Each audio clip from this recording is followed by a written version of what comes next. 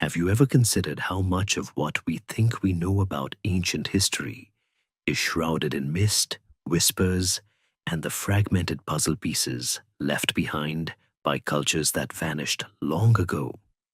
It's a truly strange thing, isn't it? We piece together narratives from burial mounds, from the faint echoes of languages that barely survive, and from the often biased accounts of their conquerors. Think about the Celts, for instance. For centuries, they were a dominant force across much of Europe, shaping landscapes and defying empires, yet their own written records are practically non-existent. We rely on Roman historians, who often portrayed them as barbaric, or on the intricate patterns etched into forgotten artifacts that speak a silent artistic language. It's like trying to understand a vivid dream from only a few blurry photographs, where the most shocking truths and the deepest mysteries lie just beyond our grasp. The very essence of their beliefs, their daily lives, their fears and triumphs, often remains a tantalizing enigma. How did such a powerful and widespread people leave so little direct evidence of their profound impact? It makes you wonder what other incredible strange facts are hidden beneath the earth, waiting for us to uncover them, and what profound mysteries of human civilization we are still completely unaware of. This video is best enjoyed when you're relaxing, during meals, while having coffee, before bedtime, or simply unwinding after a long day of work or study. The information has been compiled from various sources. If there's anything inaccurate or in need of correction, please feel free to leave a comment. Take a moment to like the video and subscribe, but only if you genuinely enjoy what I do here. Feel free to share where you're listening from and what time it is for you right now. It's always interesting to see how far these stories travel. The journey into the ancient Celtic world begins not with grand declarations or detailed chronicles, but with an almost imperceptible ripple in the vast ocean of prehistory, somewhere in the heart of Central Europe, as early as the late Bronze Age. It's a curious thing, this Proto-Celtic linguistic theory, suggesting a common ancestor language from which all the later Celtic tongues eventually branched off, painting a picture of a people whose very identity was woven into the fabric of their words. Imagine, if you will, small groups of people, not yet a unified Celt in the sense we often envision, but rather a collection of loosely connected communities whose shared linguistic roots quietly grew deeper, setting the stage for something much larger. They weren't just inventing a language. They were, in a way, inventing themselves, forging connections through shared sounds and similar ways of describing the world around them, even if they didn't know it at the time. This slow, almost imperceptible evolution of language and culture points to a gradual diffusion rather than a sudden, dramatic migration, a testament to the organic growth of human societies. Archaeologists, those diligent detectives of the distant past, have pieced together clues from scattered sites, unearthing the subtle shifts in pottery styles, the evolution of tool designs, and the arrangement of ancient burials that whisper tales of early movements. We're talking about a time when the concept of distinct nations was practically non-existent, and identities were far more fluid, rooted in kinship and immediate surroundings. The movements weren't always dramatic invasions with trumpets and war cries. Sometimes, they were more like the slow creep of a glacier, pushing cultural ideas and people across landscapes over generations. For example, The earliest material evidence that we associate with a Proto-Celtic identity often pops up in regions like what is now southern Germany, Austria, and parts of Switzerland, suggesting these areas served as initial cultural crucibles. It's a bit like trying to trace the path of a spilled drink across a table. You see the spread, but the exact moment of spillage and the individual droplets are hard to pin down. These early Proto-Celtic speakers, long before they were recognized as the formidable Celts by the Greeks and Romans, were adept at adapting to their environments, leveraging the rich resources of Central Europe. They learned to work with bronze, creating not just weapons, but also intricate jewelry and ceremonial objects that hint at a developing aesthetic sense, a precursor to the famous Latin art we'll discuss later. Their social structures were likely tribal, centered around family groups and chieftaincies, with decisions made through councils and the wisdom of elders. It's hard to imagine, in our age of instant communication, how knowledge and cultural practices spread across such vast distances with only word of mouth and the slow pace of the travel. Yet they did, remarkably effectively. One of the ongoing scholarly debates concerns the precise nature of these early migrations. Were they a series of small, intermittent movements of people?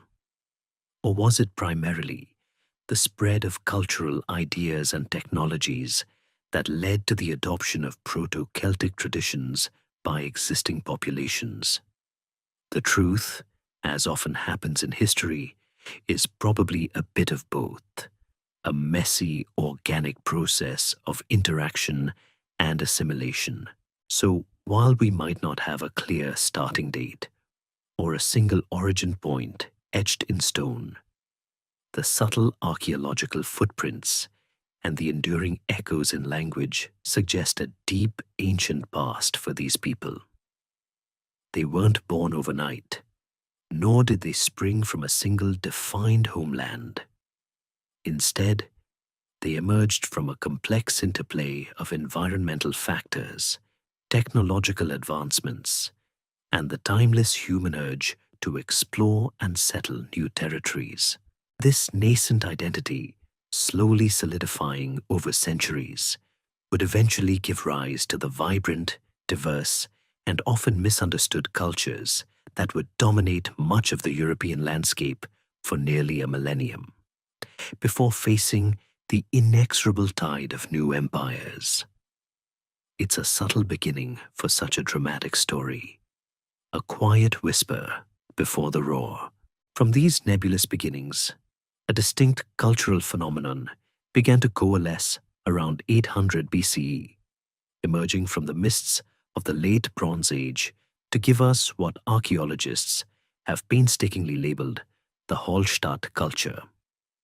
This wasn't some sudden dramatic uprising of a new people. Rather, it was a gradual refinement and expansion of those earlier Proto-Celtic traditions, marked by a significant leap in technological prowess and a fascinating evolution in societal organization. Imagine a sprawling, interconnected network of communities, primarily centered around what is now Austria, southern Germany, and parts of the Czech Republic and Slovenia, all beginning to share a surprisingly coherent material culture. It was like a new, fashionable trend sweeping across the continent. But instead of designer clothes, it was all about how you buried your dead, the intricate patterns on your pottery, and most crucially, how you worked with a new, game-changing metal, iron. The Bronze Age, for all its shiny allure, had its limitations, especially when it came to tools and weapons. Bronze was good, but iron was better, and the Hallstatt people were truly masters of its manipulation. They didn't just dabble in it, they embraced it with an enthusiasm that fundamentally reshaped their world. Iron ore was more abundant than tin and copper, the components of bronze, making it more accessible, and its superior hardness allowed for more effective agricultural tools, leading to increased food production. This meant more people could be supported, which in turn led to larger, more stable settlements. Imagine the satisfying clang of a blacksmith's hammer on red-hot iron, shaping durable axes for clearing forests or sturdy plowshares for turning the soil. It was a sound that truly heralded a new era. The mastery of iron wasn't just about utility, it was also about power. Stronger swords meant more formidable warriors, and the control of iron production centers became a source of immense wealth and influence for certain chieftains. One of the most striking features of the Hallstatt culture, and indeed one of the things that helps archaeologists define it, is their burial practices. They weren't just digging holes and tossing bodies in. They were crafting elaborate final resting places, often marked by massive burial mounds or tumuli. These mounds, some still visible today, often contain incredibly rich grave goods, offering a window into the lives of the elite.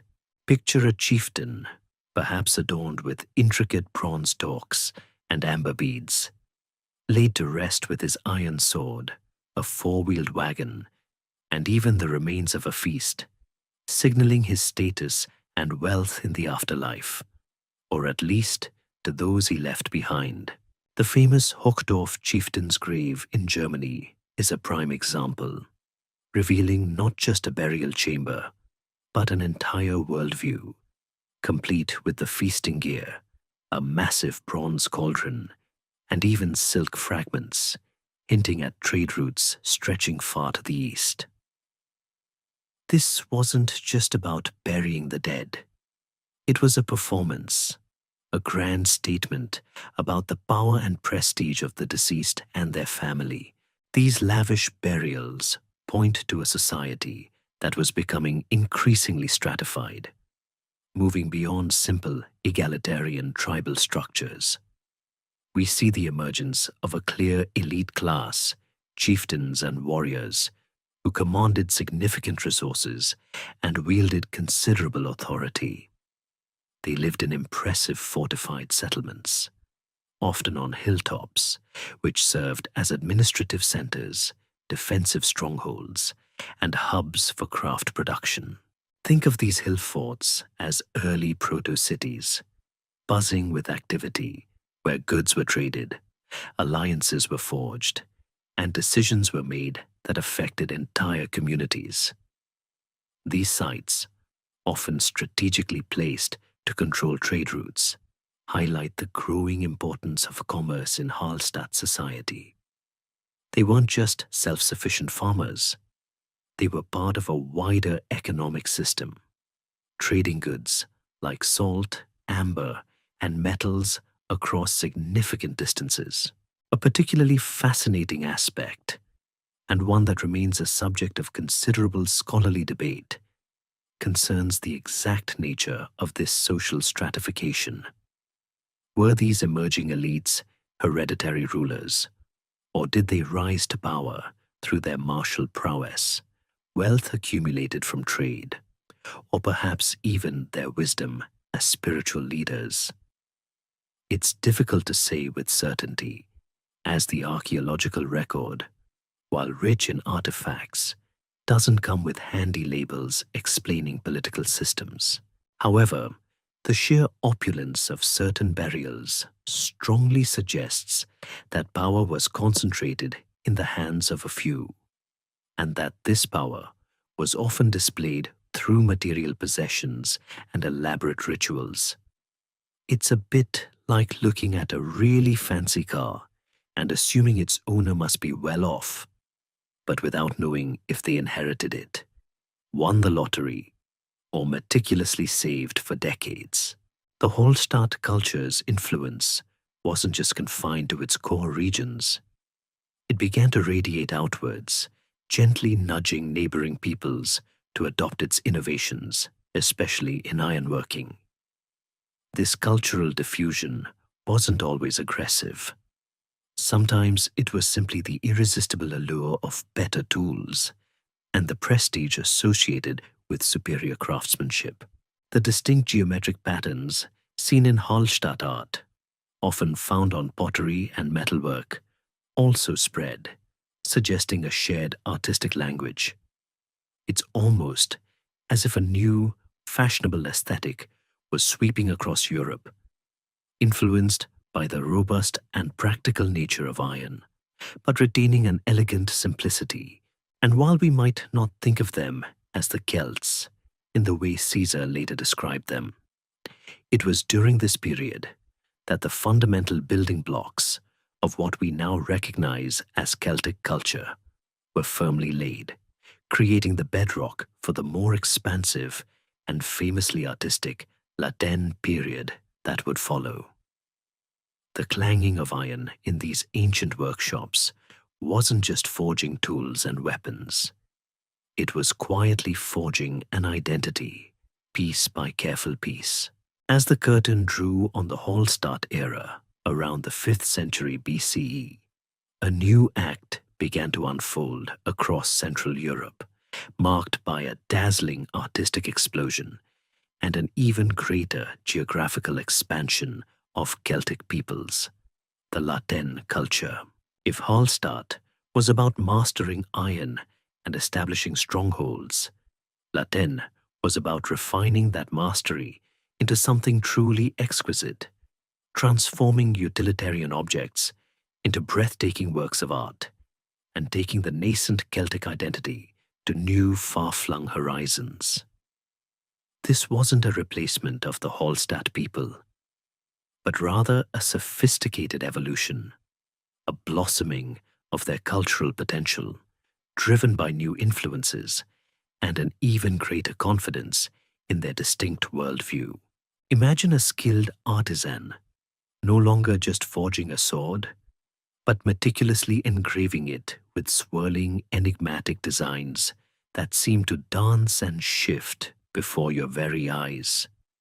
That's the spirit of Latin.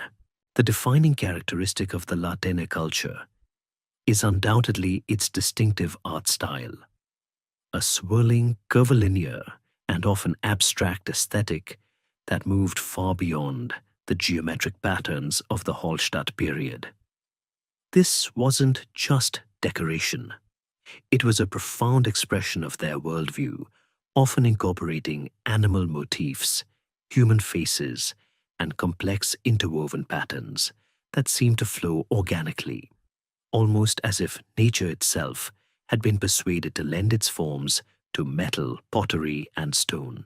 Think of the intricate patterns on a famous Latin torque, a rigid neck ring, perhaps adorned with stylized birds or dragons, whose forms morph into abstract scrolls and spirals. It's a style that feels both ancient and remarkably modern, hinting at an almost psychedelic appreciation for form and movement. The craftsmanship involved was astonishing, utilizing techniques like repoussé, enameling, and intricate inlay, requiring immense skill and patience. One could spend hours simply tracing the endless knots and hidden faces within a single piece, almost like an ancient Where's Waldo, but with much more artistic merit. This artistic flourishing wasn't happening in a vacuum.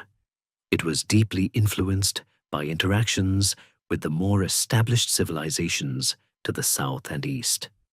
The Greeks, the Etruscans, and even distant Scythian cultures. The Celts were not isolated barbarians. They were keen observers and adapters, incorporating foreign elements into their own artistic vocabulary and transforming them into something uniquely Celtic.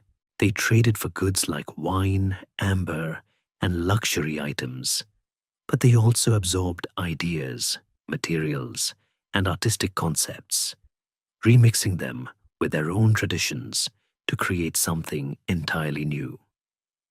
It's a testament to their cultural vitality that they didn't just imitate, they innovated, taking what they saw and making it undeniably their own. This ability to synthesize disparate influences is a key mystery in understanding their rapid cultural development. How did they so effectively integrate external aesthetics without losing their core identity? Hand in hand with this artistic revolution came a significant expansion of Celtic influence and settlement across Europe. From their heartlands in Central Europe, Latin culture bearers began to spread outwards, not always as conquering armies, but often as migrating groups seeking new lands, resources, or trade opportunities. They moved west into Gaul, modern France, south into the Iberian Peninsula, southeast into the Balkans, and famously, even made their way across the English Channel to Britain and Ireland. This was a period of dynamic movement, with different Celtic tribes interacting, sometimes peacefully, sometimes violently, shaping the demographic and cultural map of the continent. Imagine waves of people driven by various impulses, perhaps a yearning for new pastures or the pressure from growing populations, slowly but inexorably extending their reach. The reasons for this widespread expansion are another rich area of scholarly debate. Was it a series of coordinated migrations, a gradual demographic shift, or perhaps the spread of a prestigious culture that neighboring groups adopted? The archaeological evidence suggests a complex tapestry of factors. For instance, the superior iron technology and agricultural methods of the Latene people would have allowed them to exploit new territories more effectively, supporting larger populations. Their well-organized tribal structures and a formidable warrior ethos would have also played a significant role, enabling them to assert dominance over existing populations or to defend newly settled lands. It's not hard to imagine a tribe, having optimized their farming practices, realizing they need more space and simply packing up their wagons and moving on, like a historical version of finding a bigger apartment. The material culture of Latin sites reflects this expansion, with distinctive artifacts appearing across a vast geographical area. Burial practices continued to evolve, often becoming less overtly monumental than Hallstatt, but still revealing rich grave goods, including weapons, chariots, and feasting equipment. The focus shifted slightly from grand tumuli to often flat cemeteries, though the emphasis on accompanying the dead with their worldly possessions remained. These grave finds continue to be crucial in understanding the social stratification, the importance of warfare, and the belief systems of the Latin Celts. The sheer uniformity of certain artistic motifs across such a wide area is fascinating, suggesting robust communication networks and a shared cultural identity that transcended individual tribal boundaries, even if they often fought amongst themselves. This shared artistic language became a sort of unspoken bond, uniting tribes who might otherwise have been complete strangers.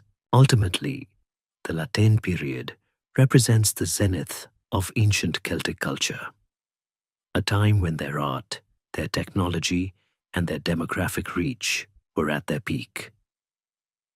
It's the period that solidified the image of the Celts as a powerful and distinct people in the eyes of their contemporaries, particularly the emerging Roman Republic, who would soon find themselves in increasingly direct and often brutal confrontation with these formidable neighbors.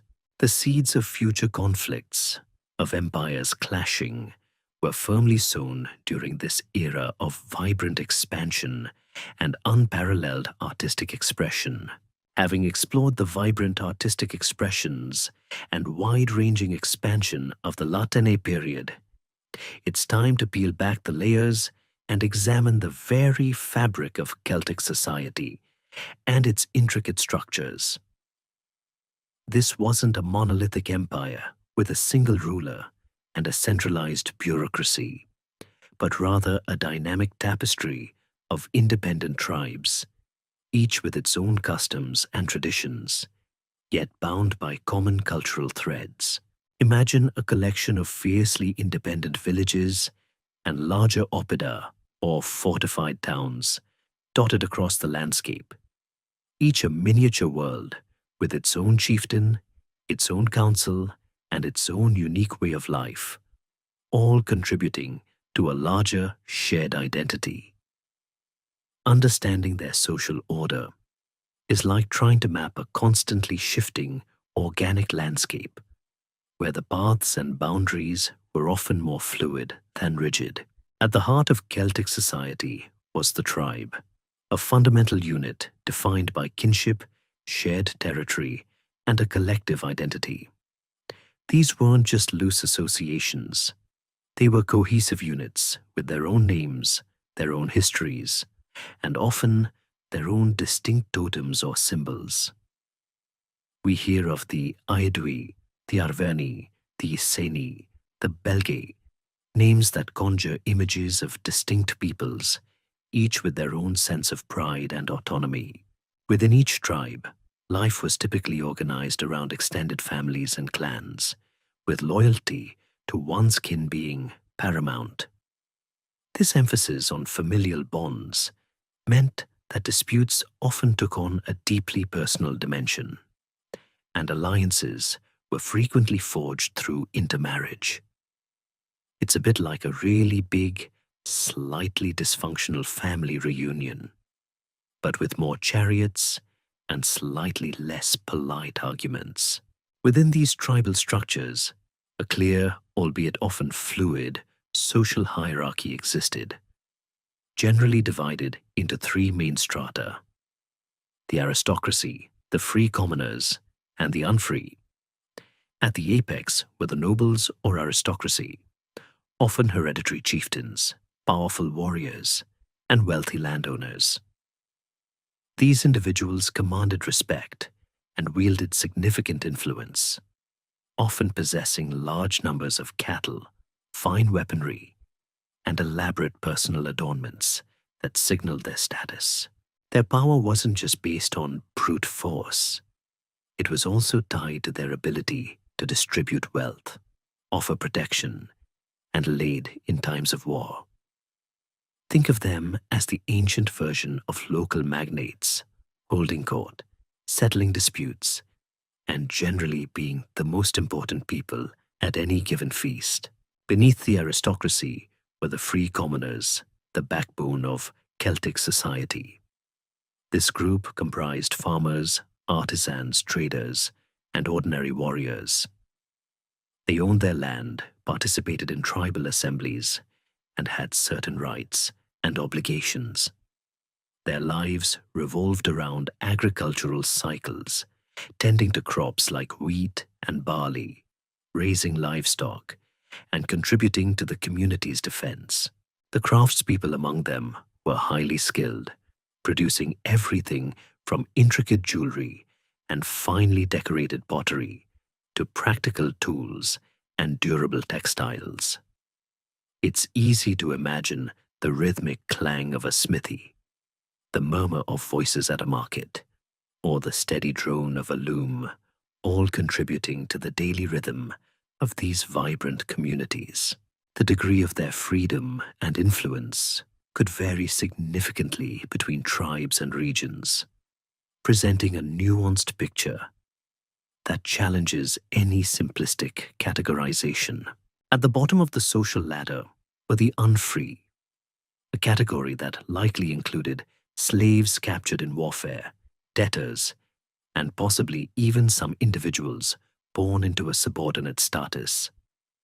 Their lives were undoubtedly harder, marked by labor and a lack of personal autonomy. However, the exact nature and extent of slavery in Celtic society is a topic of open historiographic mystery and ongoing academic discussion. Unlike Roman chattel slavery, which was often widespread and brutal, Celtic forms of servitude may have been more varied, perhaps including temporary servitude for debt or a more akin to serfdom.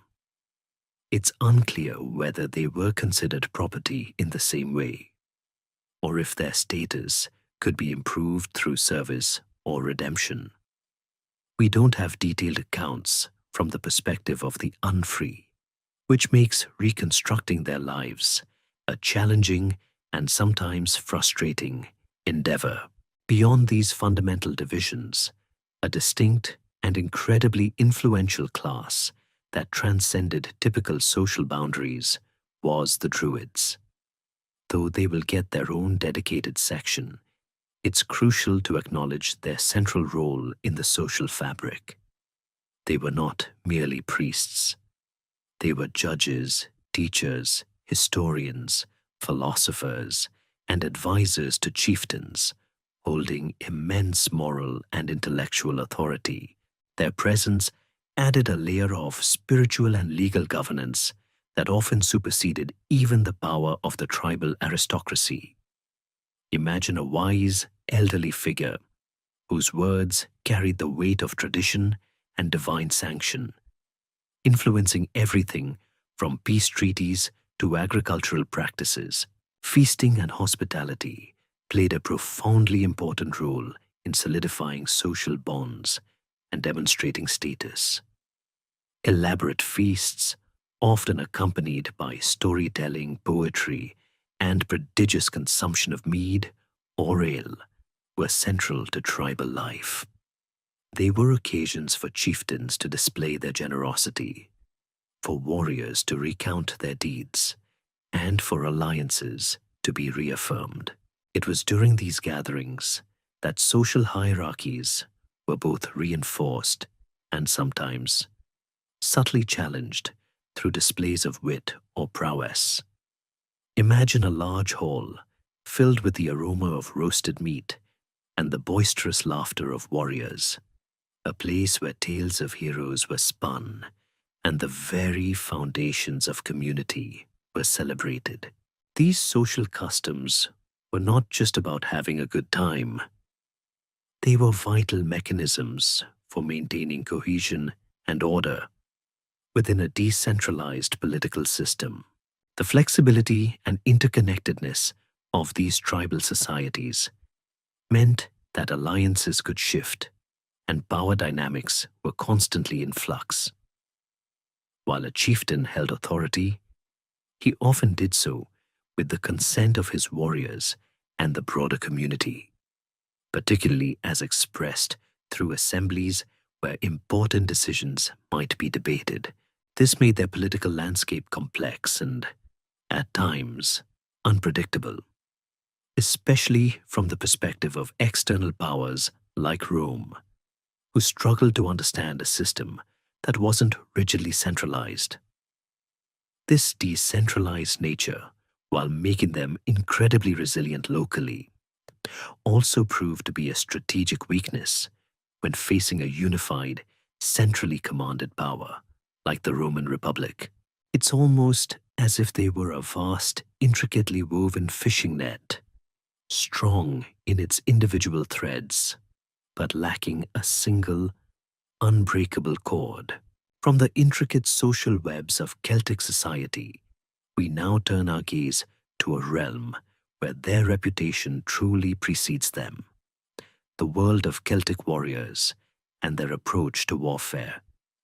For the Greeks and Romans, the Celts were synonymous with fierce, often terrifying, martial prowess, a reputation earned through centuries of daring raids, pitched battles, and an unyielding spirit. Imagine a group of heavily muscled men, some perhaps painted with woad, their long, often brightly colored hair spiked with lime, charging into battle with fearsome war cries, wielding long swords and massive shields. This wasn't just fighting, it was a spectacle, an almost ritualistic display of courage and ferocity that often unsettled their more disciplined, less flamboyant opponents. The image of the Celtic warrior is deeply embedded in ancient accounts, often emphasizing their fearsome appearance and psychological impact on the enemy. They were known for fighting naked or semi-naked, a practice that, while perhaps less common than ancient writers implied, certainly contributed to their intimidating aura. The thought of facing a charging line of bare-chested men, perhaps with intricate tattoos or body paint, howling war chants, was enough to make even seasoned Roman legionaries falter. Their hair, often long and wild, was sometimes stiffened with lime water into elaborate spikes, adding to their height and imposing presence. This wasn't merely cosmetic. It was a form of psychological warfare, designed to terrify and demoralize before a single blow was struck. It's like a heavy metal band's stage presence, but with actual swords and much higher stakes. Central to their martial identity was their weaponry, particularly the long iron sword, a significant advancement over the shorter bronze blades of earlier eras. These swords, often designed for slashing rather than thrusting, were powerful instruments of war, capable of inflicting terrible wounds. Alongside the sword, they wielded spears, javelins, and sometimes axes. Their shields were typically oval or rectangular, made of wood or wicker, and often reinforced with metal bosses, used not just for defense, but also as an offensive tool for pushing and striking. The craftsmanship evident in surviving Celtic weapons speaks volumes about the importance of warfare in their society. These weren't just tools. They were extensions of the warrior's identity, often beautifully adorned. The strategies and tactics employed by Celtic warriors often contrasted sharply with the disciplined formation-based fighting of the Romans. While they could certainly fight in organized units, particularly when defending hill forts or in large tribal armies, they were renowned for their individual prowess and impetuous charges. Their initial assault was often a furious, overwhelming rush, designed to break enemy lines through sheer force and intimidation. This approach could be devastatingly effective against less prepared or less disciplined foes, causing panic and rout. However, this initial fury could also be their undoing against a steadfast and disciplined enemy who could absorb the charge and then counterattack. It's a classic example of shock and awe before shock and awe was a thing, though perhaps less strategically planned. One of the most significant pieces of evidence for Celtic warfare comes from the archaeological record, including the discovery of various opulent warrior burials that give us insights into their equipment and status. These graves, often containing swords, spearheads, helmets, and sometimes even the remains of chariots, underline the elevated status of the warrior class within Celtic society. The inclusion of chariots, particularly in earlier Latin burials, points to their use not as mere transport, but as mobile firing platforms for javelins or as prestige vehicles for chieftains and their retinue. Before dismounting to fight on foot, the role of the chariot in Celtic warfare is a fascinating scholarly debate. Were they primarily for elite warriors, for skirmishing, or for psychological impact? The current consensus suggests they were multi-purpose, used for rapid deployment, harassment, and as a symbol of aristocratic power, while ancient writers often portrayed them as undisciplined and prone to individualistic heroics. This overlooks the fact that Celtic armies could, and did, act with considerable cohesion. Tribal loyalties were strong, and chieftains could rally vast numbers of warriors when a common threat emerged. The famous instance of Vercingetorix unifying various Gallic tribes against Caesar demonstrates their capacity for strategic cooperation. Even if it was ultimately too late, their campaigns were not always about defense. They undertook extensive raids and migrations, demonstrating a remarkable capacity for sustained military operations across vast distances, as seen in their movements into Italy, Greece, and Asia Minor. The Celtic approach to battle was deeply intertwined with their cultural values, particularly the emphasis on courage, honor, and individual glory. Dying bravely in battle was considered a noble end, and cowardice was a profound disgrace. This cultural emphasis on fearlessness certainly contributed to their effectiveness as warriors, making them formidable opponents who would often fight to the last man rather than surrender. This almost suicidal bravery, so alien to the pragmatic Roman mindset, added another layer to their terrifying reputation. They really took the phrase, "live fast, die young," to heart, only with more decapitations.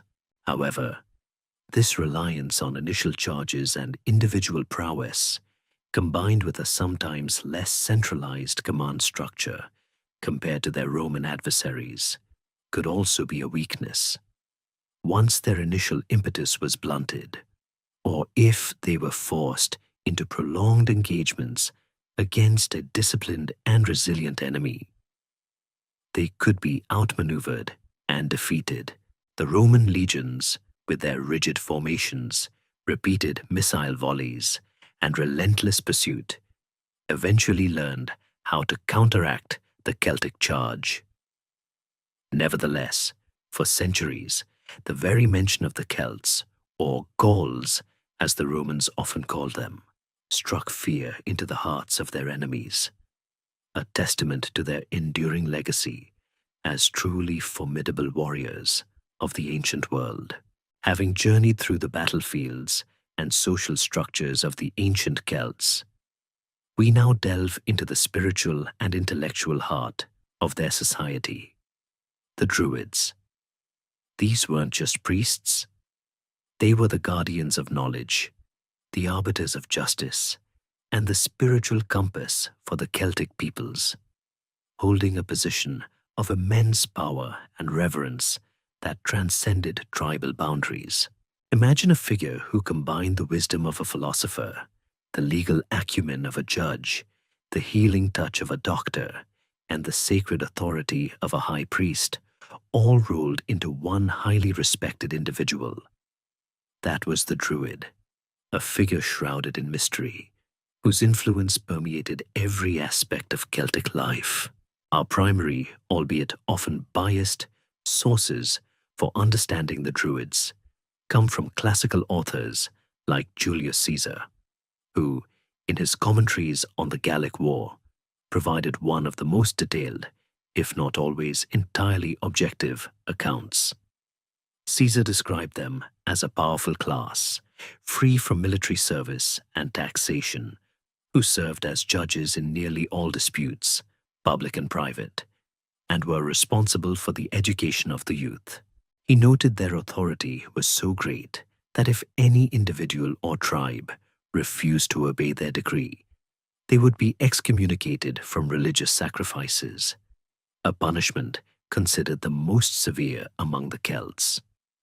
This excommunication meant social ostracization, a fate worse than death for many, highlighting the profound spiritual and social sway held by the Druids.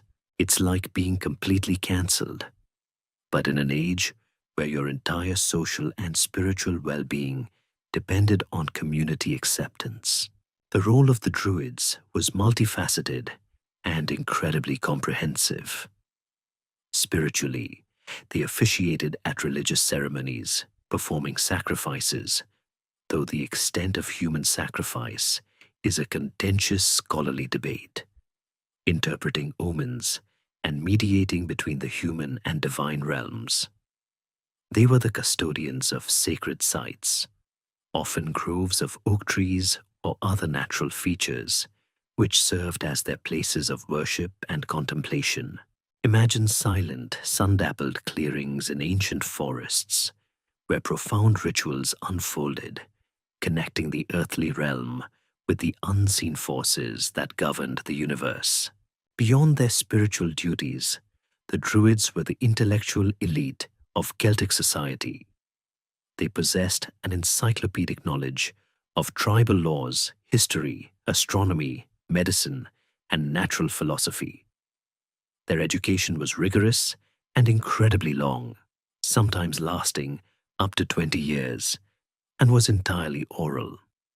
They committed vast amounts of poetry, traditional lore, and legal precedents to memory, a testament to the power of oral tradition in a pre-literate society. This oral transmission meant their knowledge was both exclusive and highly adaptable, passed down from teacher to student through rote learning and mnemonic devices. This absence of written records, at least for their sacred knowledge, is one of the greatest open historiographic mysteries surrounding them. Why did a people capable of such complex thought and intricate art choose not to record their most important teachings? Some speculate it was to maintain exclusivity, to prevent their knowledge from falling into the wrong hands, or perhaps simply because oral tradition was considered more sacred and potent. As judges and legal experts, Druids resolved disputes between individuals and even between warring tribes, often preventing full-scale conflicts through their impartial arbitration. Their pronouncements carried immense weight, and their ability to enforce these decisions through spiritual and social pressure made them incredibly effective peacemakers and lawgivers. They essentially served as the Supreme Court and legal system combined, all without the need for dusty law books or stuffy courtrooms. Moreover, Druids played a crucial role in education, teaching the sons of the nobility, and perhaps others, though our sources are vague, in subjects ranging from cosmology to ethics. This made them central to the perpetuation of Celtic culture and values, shaping the minds of future leaders and ensuring the continuity of their traditions. They weren't just imparting facts, they were instilling a worldview, a way of thinking about the world and one's place within it. The decline of the Druids, particularly in Gaul, was inextricably linked to the Roman conquest. Rome, with its centralized legal system and state-sanctioned religion, saw the independent and powerful Druidic order as a direct threat to its authority and a bastion of resistance. Caesar systematically targeted them, and later Roman emperors, notably Claudius, banned Druidic practices, leading to their gradual suppression on the continent. In Britain, their influence also waned under Roman rule. However, in Ireland, which was never conquered by Rome, the Druids continued to thrive for a longer period, transitioning somewhat into the roles of poets, scholars, and seers as Christianity gradually took hold. This resilience in Ireland offers a glimpse into what Druidism might have been like without Roman interference. Despite the Roman efforts to eradicate them, the legacy of the Druids endures, not just in historical texts, but in the lingering fascination with their wisdom, their connection to nature, and their enigmatic practices.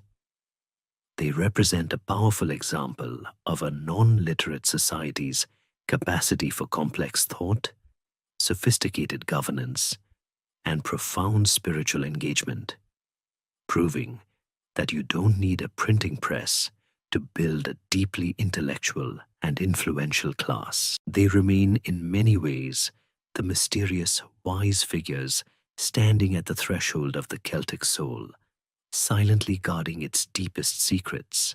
From the intellectual and spiritual authority of the Druids, we now shift our focus to the very heart of what they managed, the vibrant tapestry of Celtic religion and beliefs. This wasn't a rigid, monolithic faith, but rather a rich, polytheistic system, deeply intertwined with nature, ancestor reverence, and a cyclical view of life and death, reflecting the diverse tribal cultures that practiced it. Imagine a world where every grove, every spring, every mountain held a spirit, where animals were revered, and the cycles of the sun and moon dictated not just agricultural practices, but also sacred rituals. It was a world brimming with unseen forces, where the mundane and the divine were constantly in conversation. At the core of Celtic belief was a vast and often regionally varied pantheon of gods and goddesses. Unlike the anthropomorphic deities of Greece and Rome, Celtic deities were often more localized, associated with specific places, tribal groups, or natural phenomena. While there were some widely recognized figures like Lu, a god of skills and craftsmanship, light, and oaths; Brigid, a goddess of poetry, healing, and smithcraft; or Cernunnos, a horned god often associated with nature, animals, and fertility. Many deities were revered only by specific tribes or in particular regions. This makes a definitive, universal Celtic mythology a complex puzzle to piece together, as much of it was transmitted orally and thus highly adaptable and localized. It's like trying to catalog every single local saint across a continent. You'll find some widely known ones, but also countless venerated only within a small community. A significant aspect of Celtic religion was the veneration of natural forces and sacred sites. Trees, especially oaks, were held in great reverence, as were rivers, springs, and mountains. These places were seen as dwelling places of spirits or deities, and offerings were often made at them. Imagine a serene, ancient spring bubbling up from the earth, adorned with votive offerings left by pilgrims seeking healing or blessings, a silent testament to the sacredness of the natural world. This deep connection to the land stemmed from their agrarian lifestyle and their acute awareness of nature's power and rhythms. It wasn't just practical, it was profoundly spiritual. The concept of the other world was also central to Celtic belief, often described as a mystical realm accessible through certain natural sites, or at liminal times like twilight or certain festivals. It was not a place of punishment or reward in the Abrahamic sense, but rather a parallel dimension, sometimes beautiful and magical, sometimes perilous, inhabited by gods, spirits, and the ancestors. This belief informed their understanding of death, which was seen not as an end, but as a transition to another form of existence, often involving reincarnation or a journey to the other world. This cyclical view of life and death, contrasting with Roman linear perspectives, contributed to their famous fearlessness in battle. If death was merely a transition, why fear it? They essentially believed in a spiritual multiverse, which is a pretty advanced concept for ancient times. Sacrifice played a significant role in Celtic religious practice, both of animals and, more controversially, of humans. While ancient Roman accounts, particularly Caesar's, describe widespread human sacrifice, this remains a major scholarly debate and an open historiographic mystery. Archaeological evidence, such as the famous Lindo Man, a bog body found with evidence of ritualistic killing, certainly suggests human sacrifice occurred. However, the extent and purpose of such sacrifices are hotly contested. Were they widespread public events or rare specific rituals performed only in dire circumstances, perhaps as offerings to ensure good harvests or victory in war? Modern historians often caution against accepting Roman accounts at face value, as they had a vested interest in portraying the Celts as barbaric to justify conquest. It's hard to tell if it was an ancient version of sensationalist journalism or a genuinely widespread practice. The Druids, as discussed, were the facilitators of these religious practices. They presided over rituals, interpreted divine will through omens and augury, and maintained the sacred calendar, which was based on lunar and solar cycles. Festivals, often tied to agricultural seasons like Beltane, May 1st, celebrating fertility and summer, and Samhain, November 1st, marking the end of harvest and a time when the veil between worlds thinned, were crucial communal events involving feasting, sacrifices, and ritualistic activities. These festivals weren't just celebrations. They were vital moments for renewing bonds with the gods and ensuring the prosperity of the community. The Celts also had a strong belief in ancestor reverence, honoring the dead and believing their spirits could offer guidance or protection. This is evident in their burial practices, where grave goods were often interred with the deceased, intended to accompany them into the afterlife or serve as offerings. The idea that your great-great-grandparents were still looking out for you, or at least still part of your spiritual landscape, would certainly add a different dimension to family gatherings. As Rome expanded and Christianity began to spread, Celtic religious practices faced increasing pressure. In Romanized Gaul and Britain, indigenous deities were often syncretized with Roman ones, or their cults gradually suppressed. However, in unconquered Ireland, older Celtic beliefs continued to thrive for centuries, influencing early Christian art and literature, and leaving a lasting imprint on the island's unique spiritual heritage. The enduring appeal of Celtic knotwork and symbolism in Christian art, for example, is a testament to this cultural blending rather than outright replacement. This syncretism demonstrates the adaptability of Celtic beliefs, capable of absorbing new ideas while retaining their distinct flavor.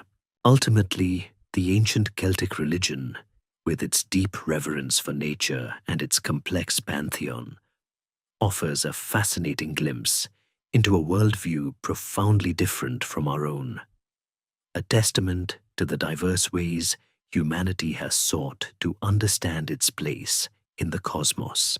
From the sacred groves and mystical beliefs of the Druids, we pivot now to the more earthly, yet equally vital, realm of trade and economic life within ancient Celtic society. These were not insular, self-sufficient communities existing in isolation.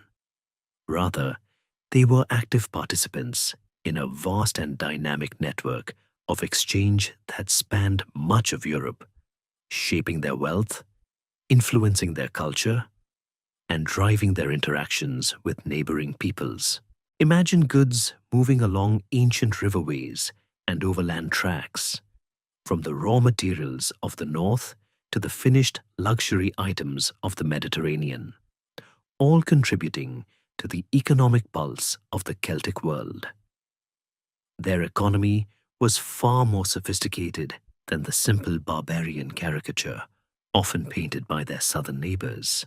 At the foundation of the Celtic economy was, predictably, agriculture and animal husbandry.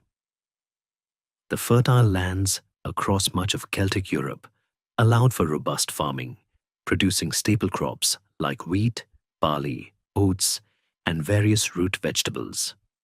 Cattle, pigs, and sheep were not only sources of food, but also indicators of wealth and status, providing meat, milk, wool, and hides. The sheer number of animal bones found at archaeological sites attest to the importance of livestock. Imagine the sounds of a bustling Celtic farmstead, the lowing of cattle, the squeal of pigs, the rustle of grain in the fields, all contributing to the rhythm of daily life and the sustenance of the community. Their agricultural practices were efficient, allowing for surplus production that could be traded or stored for leaner times. However, it was their expertise in metalworking, particularly iron, that truly gave them an economic edge and fueled much of their long-distance trade. The Hallstatt and Latane cultures, as we've discussed, were masters of iron production, creating not just weapons, but also tools that made agriculture more productive and crafts more refined. Control over iron ore deposits and the skill of their smiths provided a valuable commodity that was highly sought after. But it wasn't just iron. They also worked with bronze, gold, and silver, crafting exquisite jewelry, weaponry, and ceremonial objects. The sheer volume of metal artifacts found demonstrates a thriving industry. Beyond internal production, the Celts were active and astute traders. They established extensive trade routes, both overland and via rivers, connecting their heartlands to the Mediterranean world and even further east. What were they trading? Raw materials were a significant export. Timber, hides, furs, and metals like tin and copper from distant mines were highly prized in the south. Tin, in particular, from regions like Cornwall in Britain, was crucial for bronze production across the classical world, making certain Celtic territories vital links in ancient supply chains. Imagine the arduous journey of wagons laden with raw ore, making their way across mountains and through forests, all to supply the insatiable demand of more advanced civilizations. In return for their raw materials and skilled craftsmanship, the Celts imported a variety of goods, notably wine from the Mediterranean, which became a significant status symbol among the elite. The discovery of numerous Greek and Etruscan amphorae, large ceramic jars for wine, at Celtic sites across Europe, sometimes found in lavish chieftain burials, clearly indicates a robust demand. Imagine a powerful Celtic chieftain enjoying imported wine from a beautifully crafted Greek crater, demonstrating his wealth and cosmopolitan connections to his assembled warriors. It was an ancient form of conspicuous consumption, signaling status and power. The desire for these exotic goods certainly fueled their participation in long-distance trade. Beyond wine, they also imported luxury items such as fine pottery, glassware, amber, especially from the Baltic region, and even exotic animal products. This exchange wasn't just about goods. It was also about the flow of ideas, artistic styles, and technological innovations. The influence of Greek and Etruscan art on Latin aesthetics, for example, is a testament to this cultural diffusion facilitated by trade. It's like their version of international shopping. except the Amazon delivery took months and involved considerably more danger. One of the fascinating scholarly debates revolves around the exact nature of their currency system. While the Romans and Greeks used coinage extensively, the Celts initially relied on a barter system. However, they eventually began to mint their own coins, often based on Greek and later Roman prototypes, but imbued with their unique artistic style. These early coins, often gold or silver, were primarily used by the elite for large transactions, gift-giving, or as political payments, rather than for everyday commerce.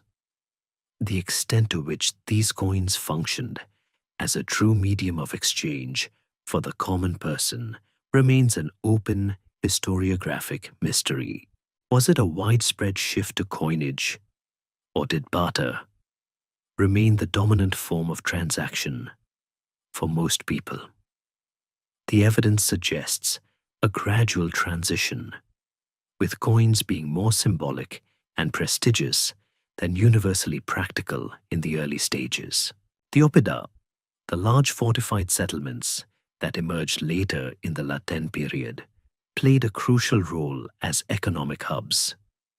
These were not just defensive strongholds, but also centers of craft production, markets, and administrative centers for trade.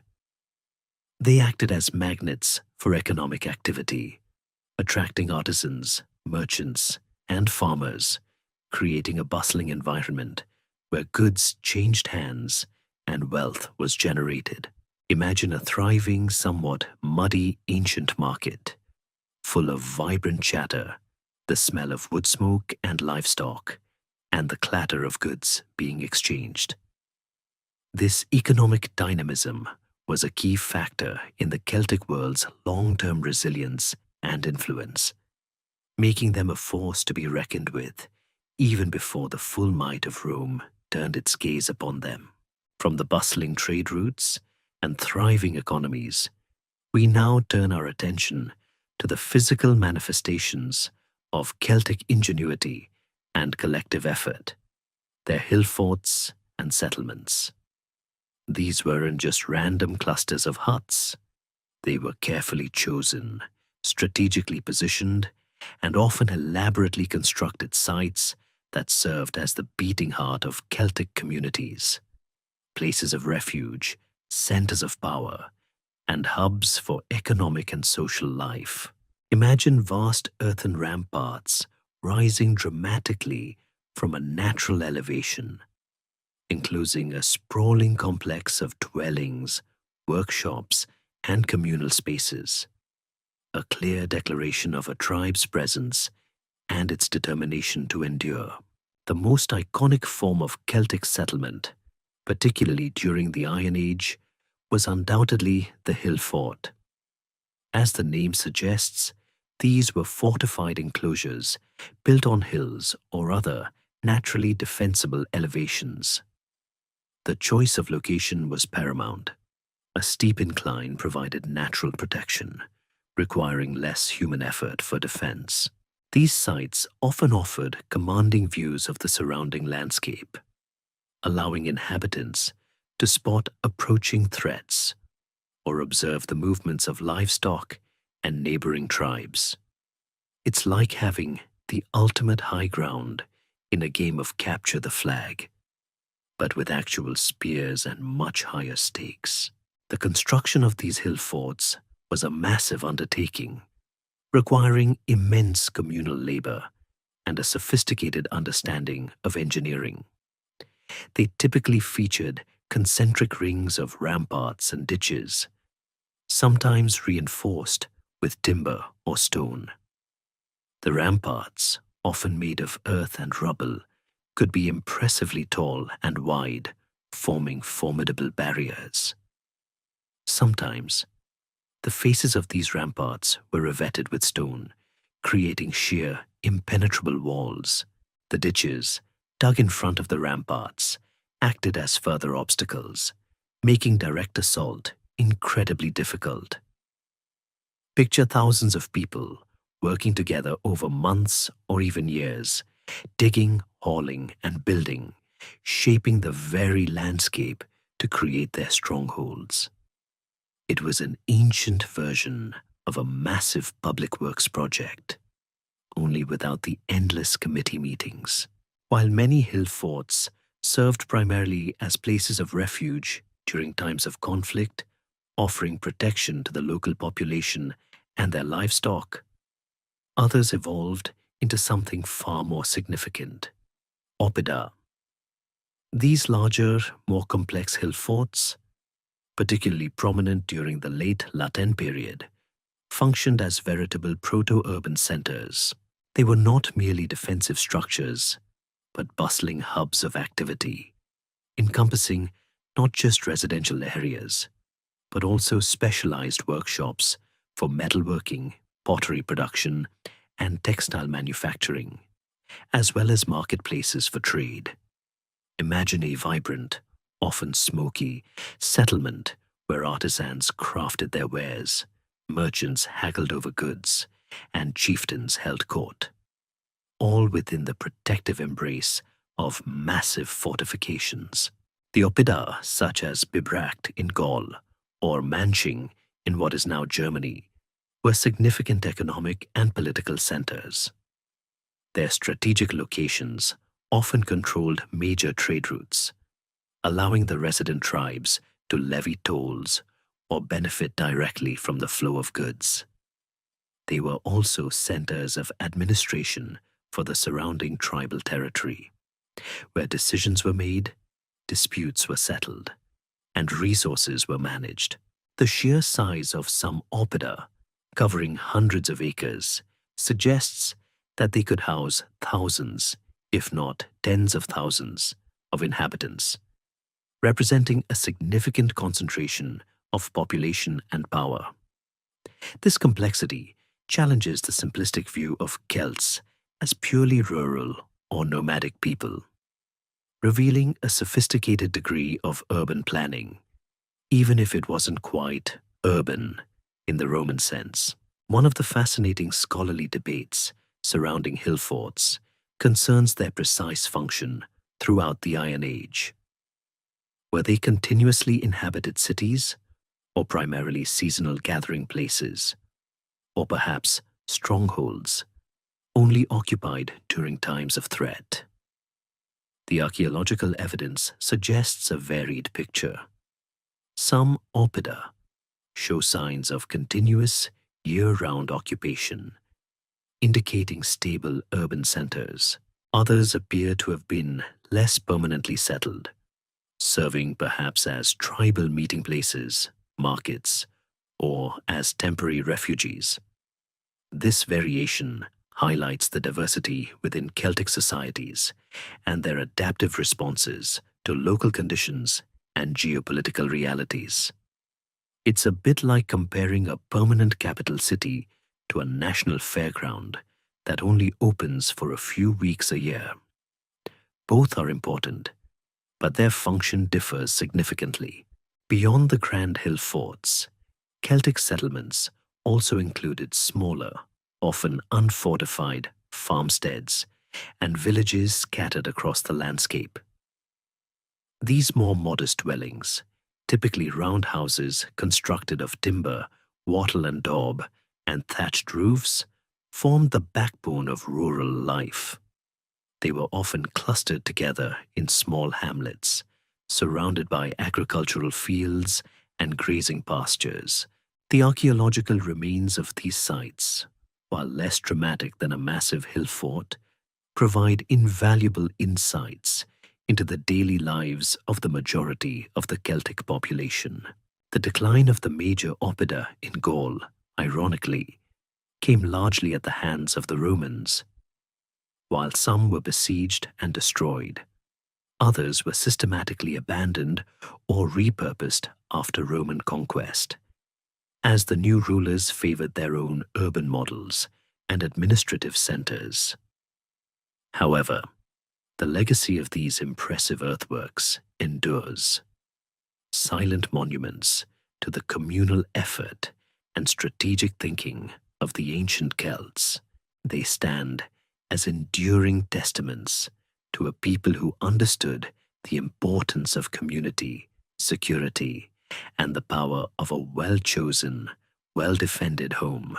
From the defensive grandeur of Celtic hill forts and the bustling life within their settlements, we now shift our gaze to the captivating realm of Celtic art and craftsmanship.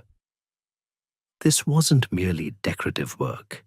It was a profound expression of their worldview, their spiritual beliefs, and their mastery over materials, showcasing a unique aesthetic that continues to fascinate and inspire even today.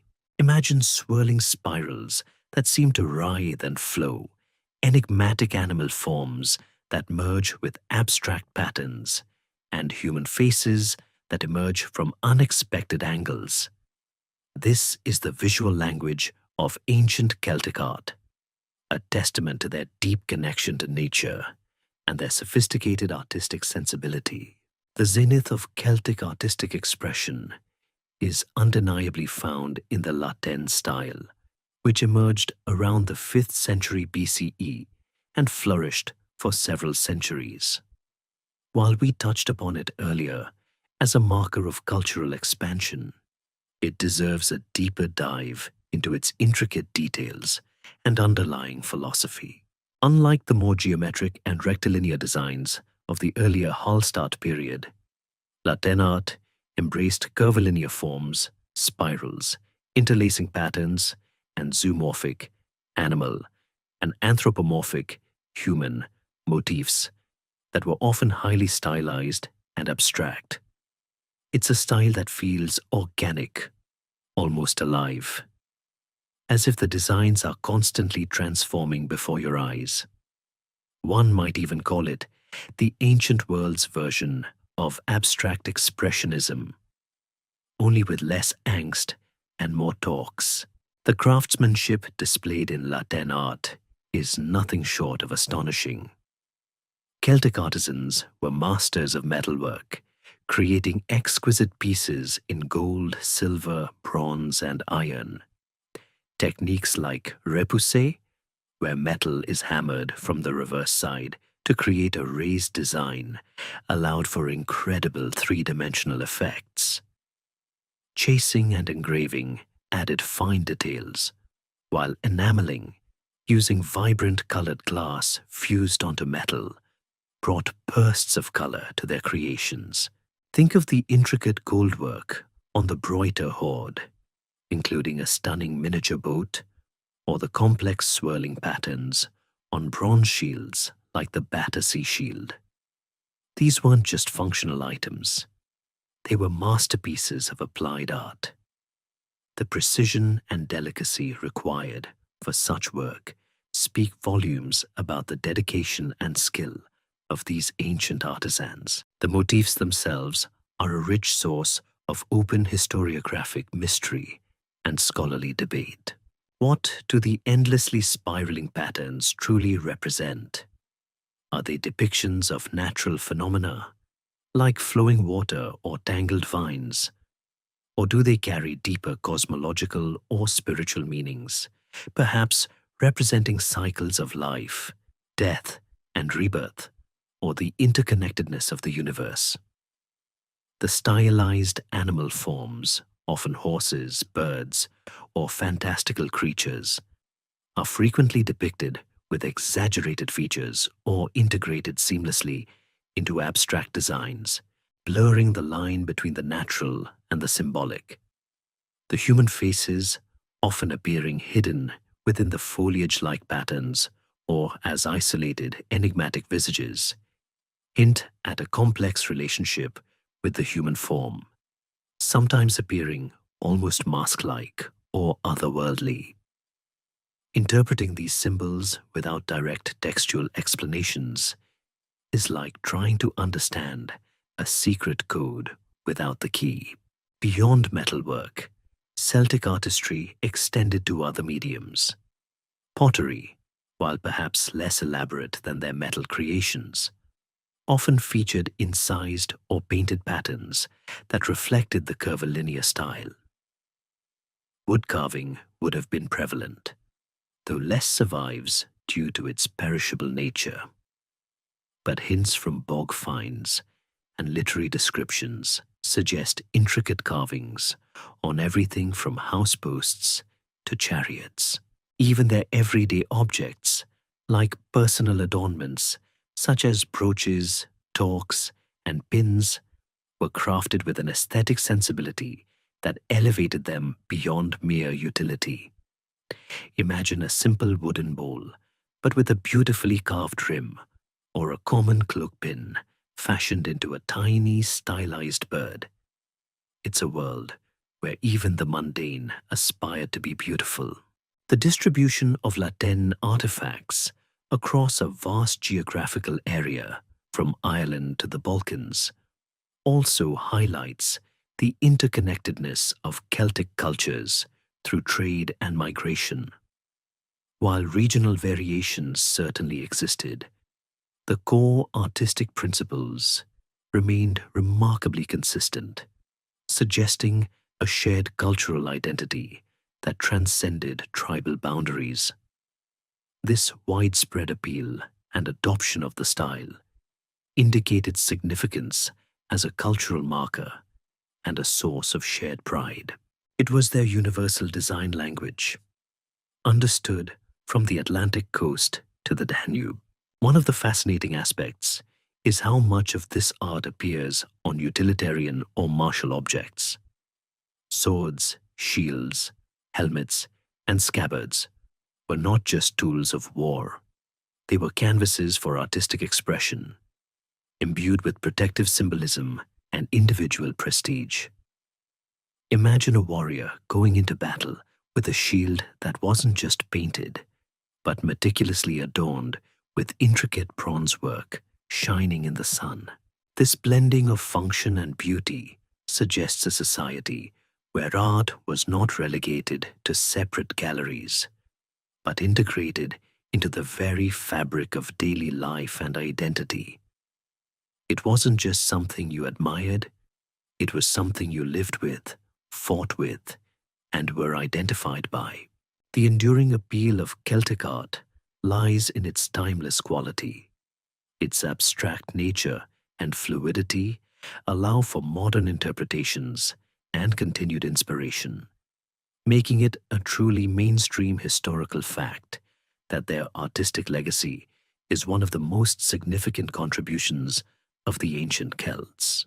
From ancient talks to modern jewelry, from illuminated manuscripts to contemporary tattoos, the echoes of Latin, spirals, and knots continue to captivate, a testament to the enduring power and beauty of a people who knew how to make even a piece of metal sing. As the Celtic world reached its artistic and demographic zenith, a new, increasingly powerful entity began to cast a long shadow from the south, the burgeoning Roman Republic. The seemingly inevitable confrontation with Rome begins not with a single dramatic clash, but with a series of escalating encounters, initially driven by territorial expansion and resource competition, gradually building to a collision of two vastly different civilizations. Imagine two immense tectonic plates, slowly but surely drifting towards each other, their eventual impact destined to reshape the entire continent. For centuries, the Celts and Romans existed in a state of uneasy proximity, a tension that would ultimately define the fate of the Celtic heartlands. The earliest significant interactions, often hostile, occurred as Rome expanded its influence in Italy. The Po Valley, a fertile region in northern Italy, was inhabited by various Celtic tribes, whom the Romans collectively referred to as Gauls. As Rome grew in power, pushing northwards, these Celtic tribes found themselves increasingly in conflict with the burgeoning republic. These were not always direct, large-scale wars. Often, They were border skirmishes, raids, and local conflicts over land and resources.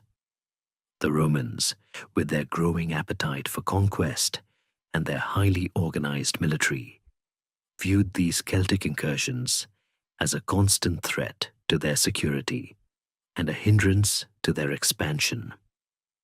It's like having a very large, boisterous neighbor who keeps borrowing your tools and never returning them, eventually leading to a full-blown property dispute. One of the most defining moments in this early relationship, and a truly mainstream historical fact that etched the Celts into Roman memory, was the sack of Rome in 390 BCE. This event, so traumatic for the Romans that it resonated for centuries, demonstrated the formidable military prowess of the Celts and their capacity for devastating raids far from their traditional territories. We'll delve deeper into this specific event in the next section, but it's crucial to understand that it instilled a deep-seated fear and respect, or perhaps a fear disguised as contempt, for the Gauls within the Roman psyche. For generations, the phrase "Vae victis," woe to the vanquished, was attributed to the Celtic chieftain Brennus during this event, becoming a stark reminder of Roman humiliation. Following this initial shock, the interactions continued, characterized by cycles of conflict and uneasy truces. Roman expansion into Cisalpine Gaul, the Po Valley region of Italy, was a slow, grinding process marked by numerous battles and the gradual subjugation of the local Celtic tribes. The Romans learned, often through bitter experience, to adapt their military tactics to counter the fearsome Celtic charge, developing their disciplined legionary formations to withstand and eventually overwhelm their more individually focused opponents. This period saw the gradual Romanization of northern Italy, pushing the Celtic frontier further north towards the Alps. The Celts themselves were not a unified political entity. They were a diverse collection of tribes, and while they could sometimes form temporary alliances against a common enemy, they were also prone to internal feuds and conflicts amongst themselves. This inherent disunity, a subtle yet significant open historiographic mystery that plagued their ability to mount a unified defense, played directly into Roman hands. The Romans were masters of divide and conquer, skillfully exploiting tribal rivalries to their advantage, pitting one Celtic group against another, offering alliances to some while campaigning against others. It's a classic political maneuver. If you can't beat them all at once, get them to beat each other. Another area of scholarly debate concerns the exact motivations for Celtic migrations and raiding. Were they purely opportunistic, driven by a desire for plunder, or were there deeper demographic pressures, perhaps a search for new lands and resources pushing them south? The truth is likely a combination. The allure of the richer, more settled lands of Italy and Greece, with their accumulated wealth, would have been a powerful draw for a warrior society. However, growing populations in their heartlands may also have necessitated outward movement. As the centuries progressed, the frontier between the Celtic world and the Roman sphere of influence became increasingly defined, particularly in regions like Transalpine Gaul, modern France beyond the Alps, and the Iberian Peninsula. Roman traders, diplomats, and eventually soldiers began to penetrate these areas, establishing commercial ties, forging alliances with amenable tribes, and gathering intelligence that would prove invaluable for future military campaigns. The stage was slowly being set for the inevitable, cataclysmic encounters that would forever alter the course of European history, turning vast swathes of Celtic territory into Roman provinces. The peaceful exchange of goods subtly shifted into a more ominous exchange of military might, laying the groundwork for the ultimate confrontation that would determine who controlled the heart of Europe. As the subtle tensions between the burgeoning Roman Republic and the expansive Celtic tribes escalated, the stage was set for one of the most shocking and enduring events in early Roman history, the sack of Rome in 320 BCE. This wasn't merely a skirmish. It was a traumatic blow to the nascent republic, a profound humiliation that would haunt Roman memory for centuries and solidify their perception of the Celts, or Gauls as they called them, as a formidable and terrifying force. Imagine the unimaginable, the invincible city, the very heart of their burgeoning power, overrun and desecrated by barbarians. It was a moment that redefined Roman fear. The story begins with a large contingent of Senones, a Celtic tribe who had migrated into central Italy and were besieging the Etruscan town of Clusium. The Romans, though not directly involved, sent envoys to mediate, an act that backfired spectacularly. These envoys, in violation of diplomatic protocol, actually joined the Clusians in battle against the Senones, leading to a direct confrontation and a Celtic demand for their surrender. When Rome refused, the Senones, under the leadership of their chieftain Brennus, turned their formidable attention towards Rome itself. This wasn't a planned invasion of conquest, but rather a punitive expedition, an act of righteous indignation for a diplomatic slight. It was as if someone had politely asked for their ball back, and when you threw it in the bushes, they decided to burn your house down. The Roman response was swift, but utterly inadequate. At the Battle of the Allia River, a small tributary of the Tiber, the Roman army suffered a catastrophic defeat. The Celtic charge, fueled by their legendary ferocity and possibly the element of surprise, shattered the Roman legions. It was a rout so complete and humiliating that the Allia became a day of ill omen in the Roman calendar, forever marked as a day of national shame. Imagine a perfectly ordered line of soldiers suddenly breaking, turning, and fleeing in utter disarray, their discipline crumbling under the sheer terrifying momentum of the Celtic assault. The speed and decisiveness of the Celtic victory left Rome virtually undefended. Following the victory at the Allia, Brennus and his Senones marched on Rome. The city, largely undefended, save for its citadel, the Capitoline Hill, was plundered and burned. The Senate and much of the population had fled, leaving behind only the elderly senators and Vestal virgins, who bravely chose to face their fate. The image of these venerable senators, sitting calmly in their curule chairs, awaiting the Celtic warriors, became a powerful legend symbolizing Roman steadfastness even in defeat.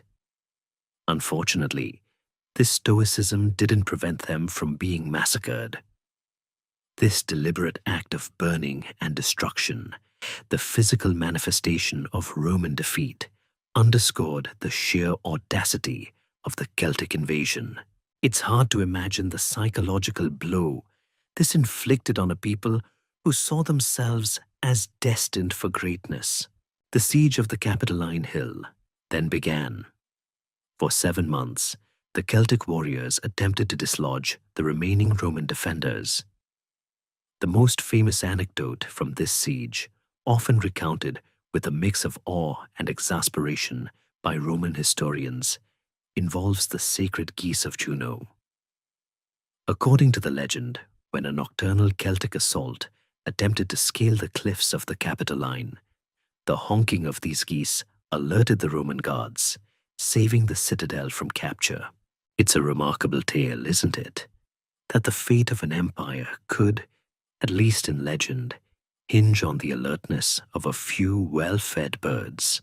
Ultimately, the Celts did not truly conquer Rome. They plundered it. The Roman defenders on the Capitoline, facing starvation, eventually agreed to pay a ransom of 1,000 pounds of gold for the Celts to withdraw. It was during this weigh-in that the infamous line, "Vae victis," is said to have been uttered. When the Romans complained that the Celts were using rigged weights, Brennus allegedly threw his sword onto the scales, declaring, "Woe to the vanquished," signifying that the defeated had no right to complain about the terms imposed by the victors. This moment, whether historically accurate or a later Roman embellishment, perfectly encapsulates the raw, brutal reality of conquest and the profound humiliation felt by the Romans. The sack of Rome is a powerful mainstream historical fact, but also a source of open historiographic mystery and scholarly debate. The exact date, the precise movements of the Celtic army, and the motivations behind their withdrawal are still debated by historians. Some scholars suggest the Celts were more interested in plunder than permanent conquest, while others argue that disease or logistical difficulties eventually forced their hand. Regardless of the exact details, the psychological impact on Rome was immense. It instilled a deep-seated fear of the Gallic peril that influenced Roman military policy and expansionist drives for centuries. It reinforced the Roman resolve to never again allow such a humiliation, paving the way for their systematic conquest and subjugation of the Celtic tribes in Italy and beyond. This traumatic event served as a harsh lesson for Rome, forcing them to rethink their military organization and defensive strategies.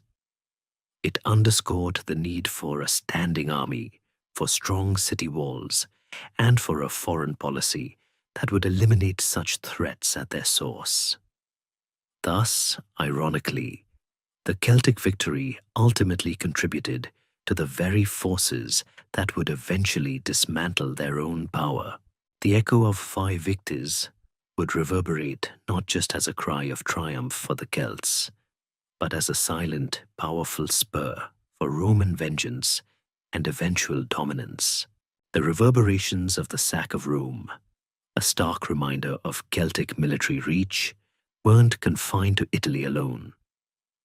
The intrepid and often opportunistic nature of Celtic warriors led them on astonishingly far-flung expeditions, reaching deep into the Hellenic world and even beyond, touching the shores of Greece and Asia Minor.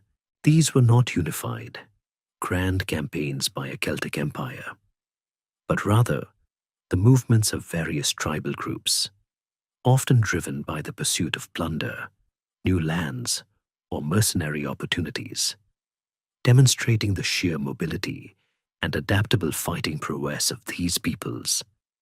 Imagine groups of warriors, their distinctive gear and fighting style, now appearing in landscapes utterly foreign to their homelands, clashing with the highly developed armies of Greek city-states and Hellenistic kingdoms. One of the most significant and well-documented of these eastward movements began in the late 4th and early 3rd centuries BCE, as large numbers of Celtic tribes, notably the Taulisbogi, Trochmi, and Tectosages, began to migrate south and east through the Balkans. This was a complex demographic shift, not a single invasion, involving various groups responding to pressures or opportunities. They clashed with local tribes, engaged in raiding, and often offered their services as mercenaries to the warring Hellenistic kingdoms that emerged from the fragmentation of Alexander the Great's empire. It's like a massive historical talent pool, where the talent happened to be really good at fighting and occasionally taking all your stuff. The climax of these movements into the Greek world came with the Celtic invasion of Greece in 279 BCE. A large Celtic army, led by a chieftain named Bolgios and later Brennus, though not the same Brennus who sacked Rome, talk about a popular name, swept through Macedon, defeating and killing the Macedonian king Ptolemy Karanos. Their ultimate objective was the wealthy sanctuary of Delphi, home to the famous Oracle of Apollo and laden with treasures. Imagine the shock and horror of the Greeks, accustomed to their own internal squabbles, suddenly facing this fearsome alien force from the north, their distinctive battle cries echoing through sacred valleys. The Celts initially met with considerable success, but their advance on Delphi was ultimately repelled. Accounts describe a desperate defense by a combined Greek force, aided by severe winter weather, which decimated the Celtic army. The terrain around Delphi, steep and unforgiving, was ill-suited to the Celtic style of open-field warfare, and their impetuous charges were ineffective against the Greeks defending fortified positions. This pivotal defeat at Delphi marked a turning point, signaling that the Celts were not invincible, even far from home. It also became a moment of Greek national pride, a defense of their cultural and religious heartland against barbarian desecration. Following their defeat in Greece, many of these Celtic groups didn't simply vanish. Instead, a significant portion crossed into Asia Minor, modern-day Turkey, at the invitation of Nicomedes I of Bithynia, who sought their assistance in a dynastic struggle. This was a common tactic among Hellenistic rulers, employing formidable mercenary forces to gain an advantage over their rivals. Imagine being so desperate for military help that you invite a known, feared warrior culture into your backyard. What could possibly go wrong? What went wrong, for the locals at least, was that once established in Asia Minor, these Celtic tribes, now collectively known as the Galatians, carved out a territory for themselves in the Central Plateau.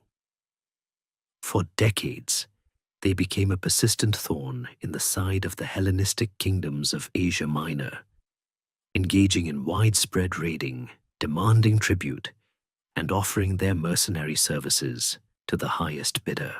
They became a law unto themselves, a fiercely independent and warlike presence in the heart of the region. This transition from raiders to settlers demonstrates their adaptability and their ability to establish new homelands, even far from their traditional territories. The presence of the Galatians became a major source of instability, leading to several punitive campaigns against them by various Hellenistic kings. The most famous of these was by Attalus of Pergamon, who, around 230 BC, decisively defeated the Galatians and subsequently adopted the title of Soter, Savior, and commissioned the famous Dying Gaul statue, a poignant artistic depiction of a defeated Celtic warrior, now a mainstream historical fact and a powerful piece of propaganda. This statue, showing the Gaul in his naked defiance and suffering, is a fascinating example of how victors shape the narrative. It's a prime example of an enemy being depicted with respect for their courage, but also clear evidence of their ultimate subjugation. Despite these defeats, the Galatians endured.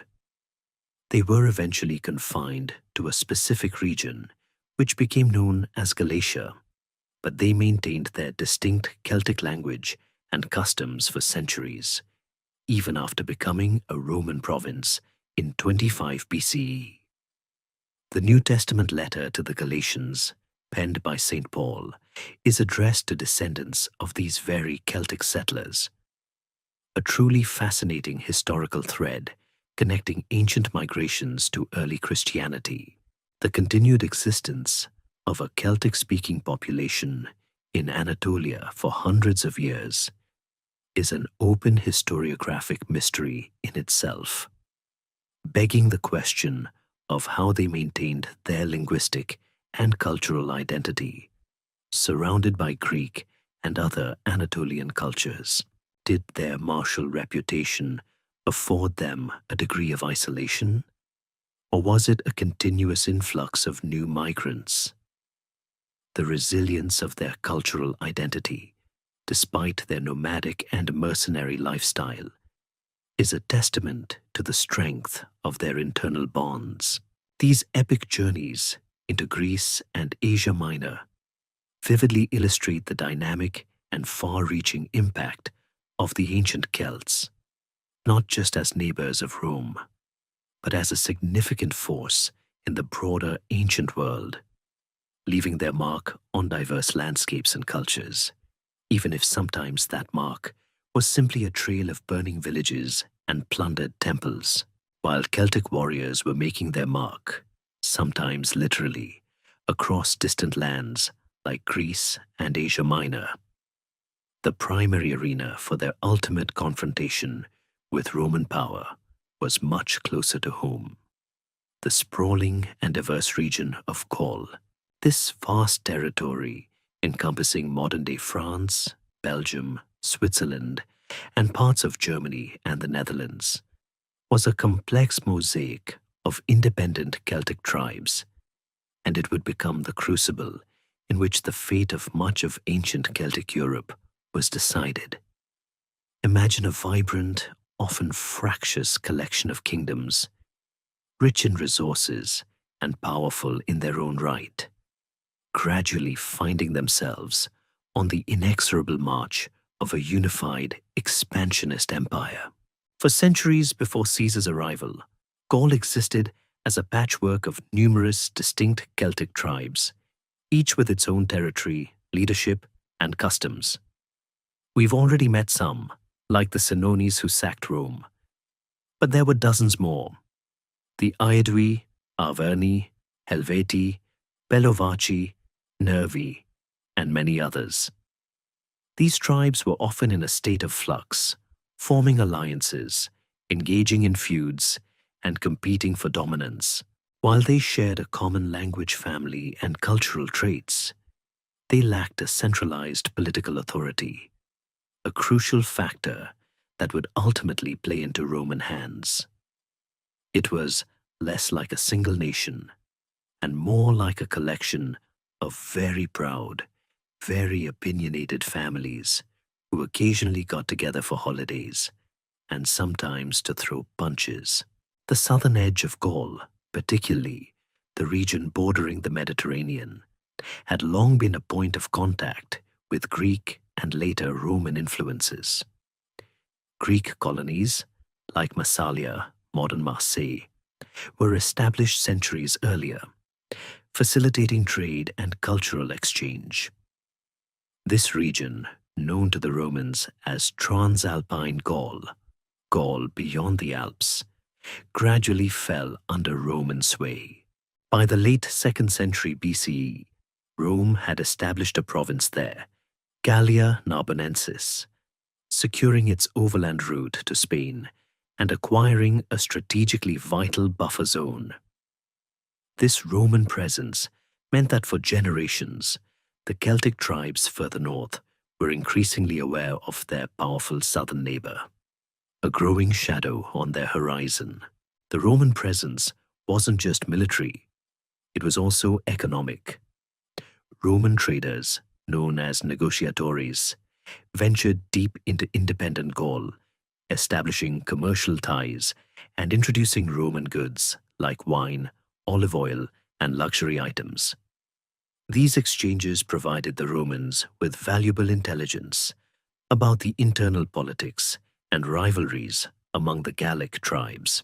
They also cultivated relationships with certain tribes, like the Aedui, who were often favored with alliances and trade advantages, creating internal divisions that Rome would later exploit. It's a classic strategy. Weaken your opponents from within before you launch the full frontal assault. The Celtic tribes of Gaul, despite their disunity, were incredibly wealthy and populous. They possessed fertile agricultural lands, rich mineral deposits, especially iron, and skilled artisans who produced high-quality metalwork. Their large fortified oppida, which we discussed earlier, were significant economic and political centers, capable of housing tens of thousands. This wealth and population density made Gaul an immensely attractive prize for an expanding power like Rome, whose resources were constantly stretched by its own internal growth and external ambitions. One of the ongoing open historiographic mysteries in understanding Gaul is the precise nature of the relationship between these different tribes. While classical sources often highlight their conflicts, there must have been periods of stable trade, intermarriage, and shared religious practices that fostered a sense of a broader Celtic identity.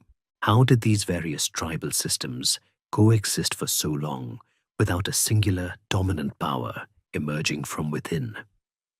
The answer likely lies in a complex balance of power, constantly shifting alliances, and the absence of a truly revolutionary political or military innovation that could unite them all under one banner. At least, not until it was too late. The presence of Germanic tribes across the Rhine to the east also added another layer of complexity to the political landscape of Gaul. These Germanic groups, themselves expanding, often raided Celtic territories, leading to further instability and sometimes even forcing Celtic tribes to seek Roman intervention or protection. This external pressure, combined with internal rivalries, contributed to a volatile environment ripe for exploitation by an ambitious foreign power. Imagine being caught between a giant organized empire to your south and a series of aggressive, unpredictable raiders to your east.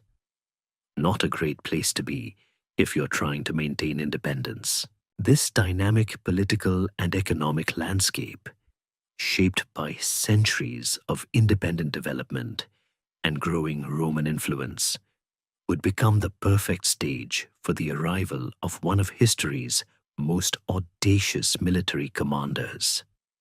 The stage was set, the players were positioned, and the wealth of Gaul hung like a ripe fruit, waiting for the right moment to be plucked. The sheer size and potential of Gaul, combined with its inherent disunity, made it an irresistible target for Roman ambition, paving the way for the dramatic and transformative events that would irrevocably alter the course of European history. The stage, as we left it, was set. A wealthy, fragmented Gaul facing the inexorable expansion of Rome.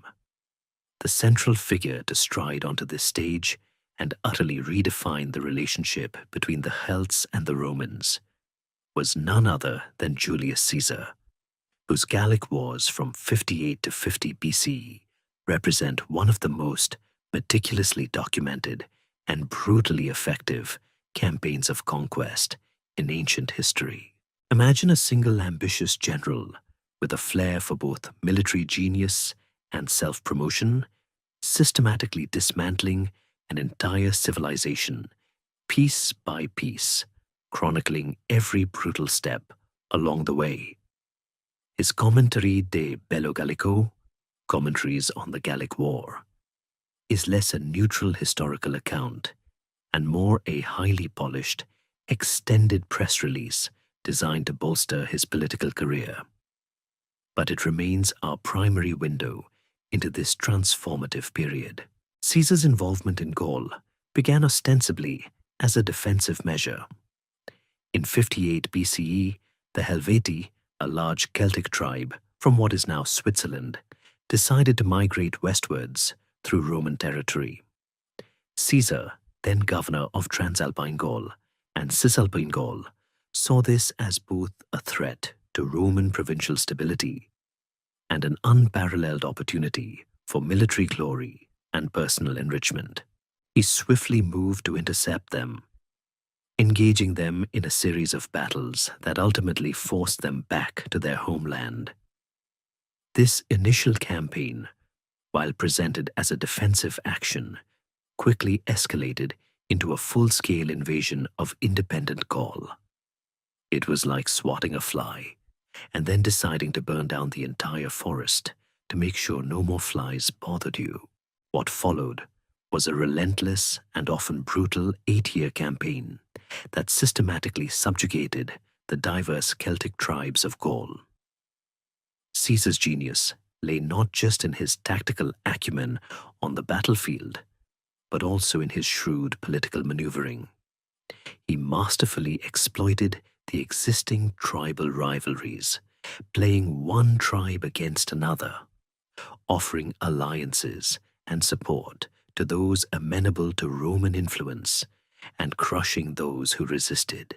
He often positioned himself as a protector of certain Gallic tribes against their rivals or against Germanic incursions, thereby legitimizing his continued presence and military actions. This divide-and-conquer strategy was highly effective, preventing any unified Gallic front from emerging until it was almost too late. The Roman military machine under Caesar was formidable. His legions were highly disciplined, well-equipped, and expertly led. They excelled at siege warfare, constructing elaborate circumvallations and countervallations around besieged towns, starving out defenders, and breaching fortifications. The sheer speed of Roman logistical operations, their ability to build bridges and construct fortifications with astonishing rapidity, often caught the Celtic tribes by surprise. Imagine highly trained engineers building a massive bridge over a raging river in mere days. It was a truly impressive feat of organization and ingenuity. Key battles dotted the landscape of the Gallic Wars. The Battle of the Sabes in 57 BCE saw Caesar's legions ambushed by the Nervi and their allies. A desperate fight where Roman discipline narrowly averted disaster. The campaigns against the Veneti, a seafaring tribe in western Gaul, demonstrated Roman adaptability, forcing Caesar to build a fleet to counter their naval power. Every year brought a new campaign, a new series of battles, and the gradual erosion of Celtic independence.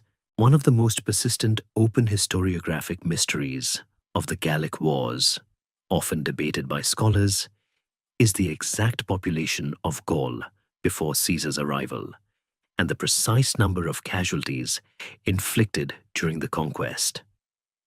Caesar's own figures suggest millions killed, enslaved, or displaced, painting a picture of immense demographic devastation. While his numbers are likely exaggerated for rhetorical effect, there is no doubt that the conquest was incredibly bloody, leading to a massive loss of life and a profound disruption of Celtic society. It's hard to reconcile the vivid archaeological evidence of bustling oppida with the notion that they were suddenly emptied by warfare. Caesar also had to contend with repeated revolts, demonstrating the resilience and fierce independence of the Celtic spirit. Despite initial defeats, tribes would often rise up again, fueled by a desire to throw off the Roman yoke. These rebellions forced Caesar to conduct repeated campaigns, even returning from Italy at times, proving that his conquest was far from a simple walkover. This persistent resistance highlights the depth of Celtic identity and their unwillingness to passively accept foreign domination. The Gallic Wars were a defining moment, not just for the Celts, but also for Caesar himself and the Roman Republic. They provided Caesar with immense wealth, an experienced and loyal army, and unparalleled military prestige, all of which he would leverage in the civil wars that followed, ultimately leading to the end of the Republic. For the Celts of Gaul, it marked the beginning of the end of their independent existence, ushering in an era of Roman domination that would irrevocably transform their culture, language, and way of life.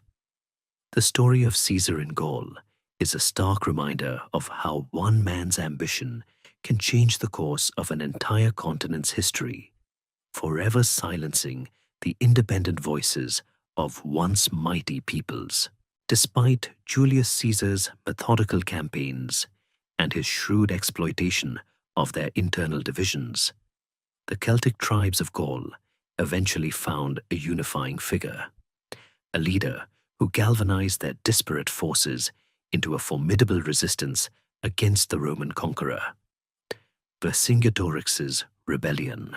This epic struggle, culminating in the siege of Alesia, represents the most significant and dramatic challenge to Roman power during the Gallic Wars, and it forever etched the name of Vercingetorix into the annals of history as a symbol of Celtic defiance.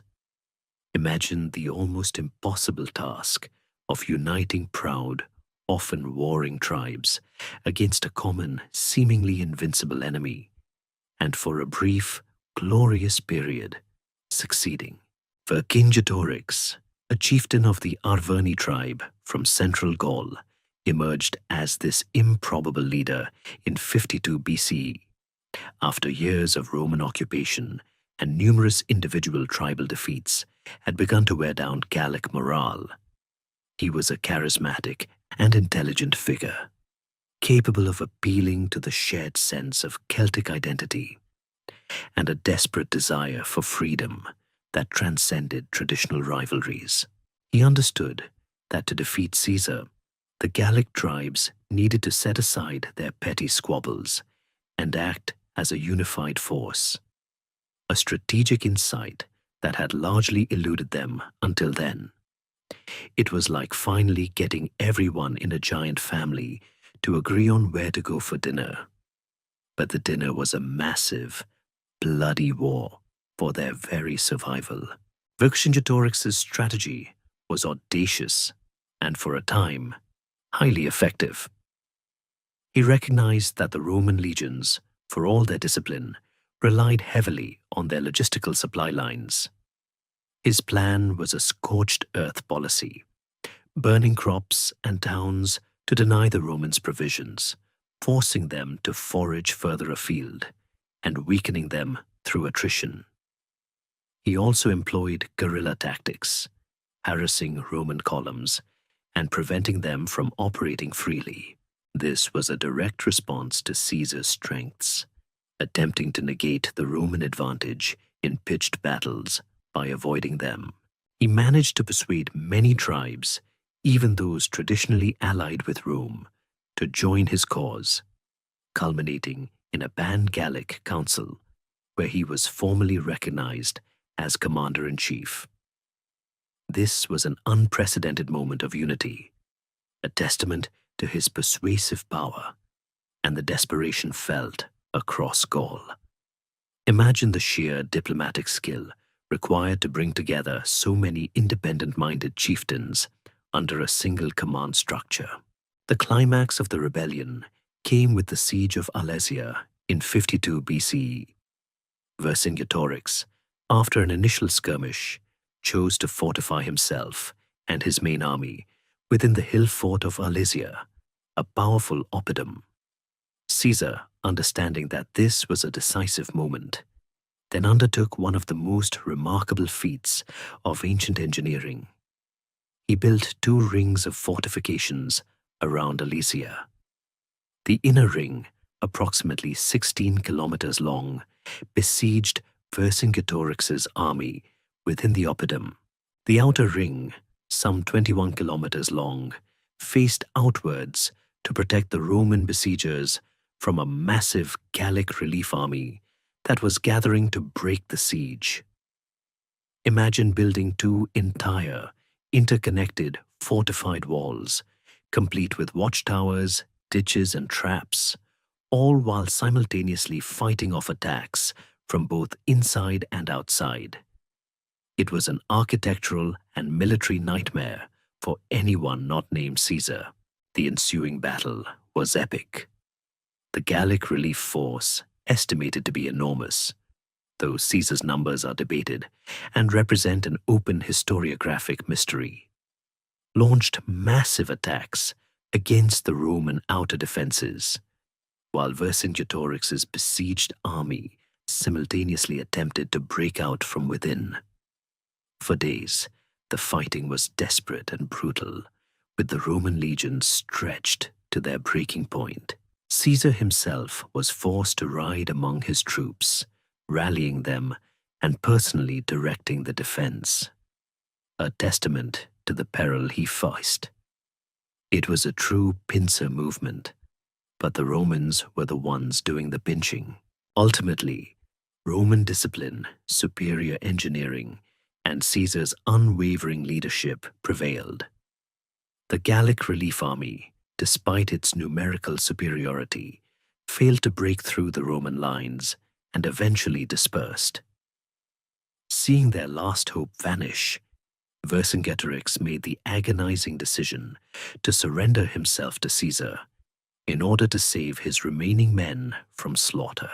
The image of Vercingetorix riding out alone from Alesia to lay down his arms before Caesar is a powerful and poignant moment in history, symbolizing the final heartbreaking defeat of Gallic independence.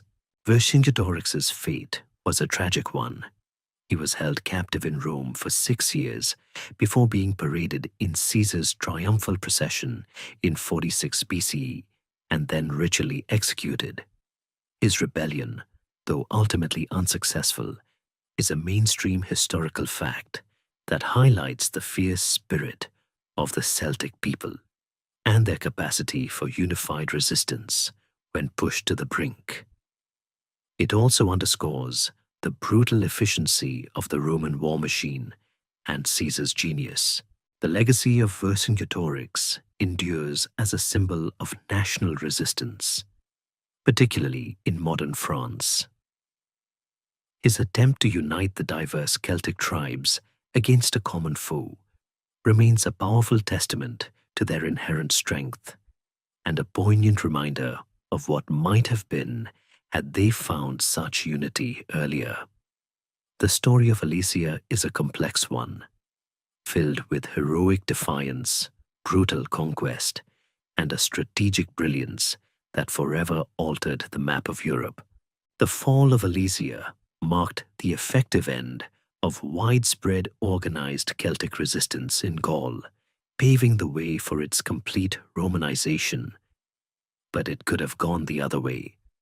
A fascinating scholarly debate on the razor's edge of history.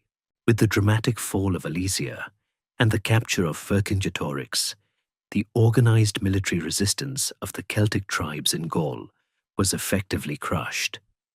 What followed was a profound and irreversible transformation: the Romanization of Gaul. This wasn't merely a change in political allegiance. It was a deep and pervasive cultural shift, as a once fiercely independent and distinct Celtic world gradually assimilated into the vast and complex machinery of the Roman Empire. Imagine a new layer of civilization being carefully, sometimes brutally, overlaid upon an existing one, subtly altering its language, its laws, its architecture, and its very way of life.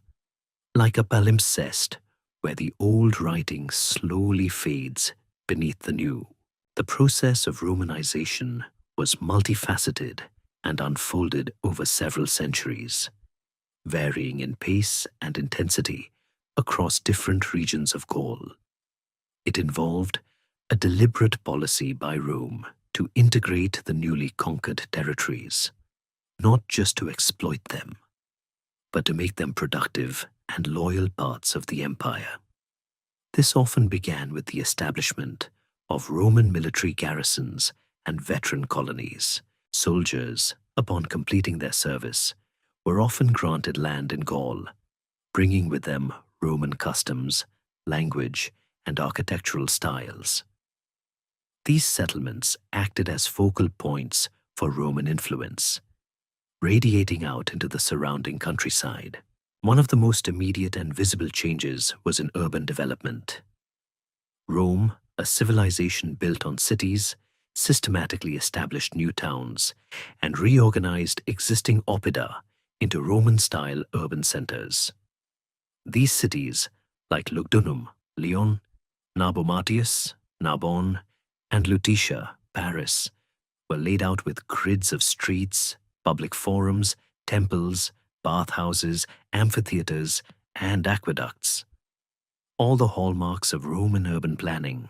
Imagine the awe of a Celtic farmer, accustomed to their timber roundhouses, encountering a magnificent stone amphitheater capable of holding thousands, or the marvel of fresh water flowing through an intricate aqueduct system. These monumental constructions were not just practical. They were powerful symbols of Roman power and a sophisticated way of life. The adoption of Latin was another crucial element of Romanization. While Celtic languages continued to be spoken, particularly in rural areas, Latin became the language of administration, law, trade, and education. The elite of Gallic society quickly realized that fluency in Latin was essential for political advancement, economic prosperity, and integration into the broader Roman system. They sent their children to Roman schools, adopted Roman names, and embraced Roman customs. This gradual linguistic shift is an open historiographic mystery in terms of its exact timeline and regional variation. How quickly did Latin truly supersede Celtic, and what were the socio-economic factors driving its adoption in different communities? The process was certainly not uniform, leaving pockets of Celtic speech to linger for centuries. Roman law and governance replaced the traditional Celtic tribal laws and decentralized chieftaincies. Gaul was divided into provinces, each administered by a Roman governor, with a structured system of taxation and justice. This brought a new level of order and uniformity, even if it meant the loss of indigenous autonomy. The Celtic aristocracy, instead of being entirely suppressed, was often co-opted into the Roman system, granted Roman citizenship and positions within local administration. This strategy helped to pacify the region, turning former adversaries into allies and collaborators. It was a remarkably clever way to subdue a population, make them feel like they're part of the winning team rather than simply conquered subjects. The syncretism of religions also played a significant role. While Roman gods were introduced, local Celtic deities were often identified with Roman counterparts, e.g., the Celtic god Lugus becoming Mercury, Serona becoming Apollo's consort, or their cults were permitted to continue alongside Roman worship. This religious tolerance, within limits, helped to ease the transition and maintain a degree of cultural continuity, preventing widespread religious resistance. It was a pragmatic approach, recognizing that it was easier to absorb than to completely suppress deeply held beliefs. Economically, Gaul became a highly productive part of the Roman Empire. Its fertile lands yielded grain, wine, and olive oil for export. Its iron mines and skilled craftsmen continued to flourish, now integrated into a larger imperial economy. New roads, built by Roman engineers, facilitated trade and communication, connecting Gaul directly to Rome and other provinces. This economic integration brought prosperity to some, particularly those who embraced Roman ways, but it also fundamentally reshaped traditional Celtic economic practices. However, the Romanization was not without its drawbacks or its lingering elements of resistance. While much of Gaul was transformed, some areas, particularly in the more remote western and northern regions, retained stronger Celtic cultural identities for longer. Furthermore, the loss of political independence and the imposition of Roman taxes and military conscription were certainly not welcomed by all. Yet by the end of the 1st century CE, Roman Gaul was a thriving, largely Romanized province, a testament to the effectiveness of Rome's imperial strategies. The land of fierce Celtic warriors, once a terrifying frontier, had become a cornerstone of the Roman Empire, a profound transformation that permanently altered the cultural landscape of Western Europe, a truth that is now a solid mainstream historical fact. While the Celtic heartlands of Gaul were irrevocably reshaped by the might of Rome, a different story unfolded across the narrow body of water to the northwest, on the islands of Britain and Ireland.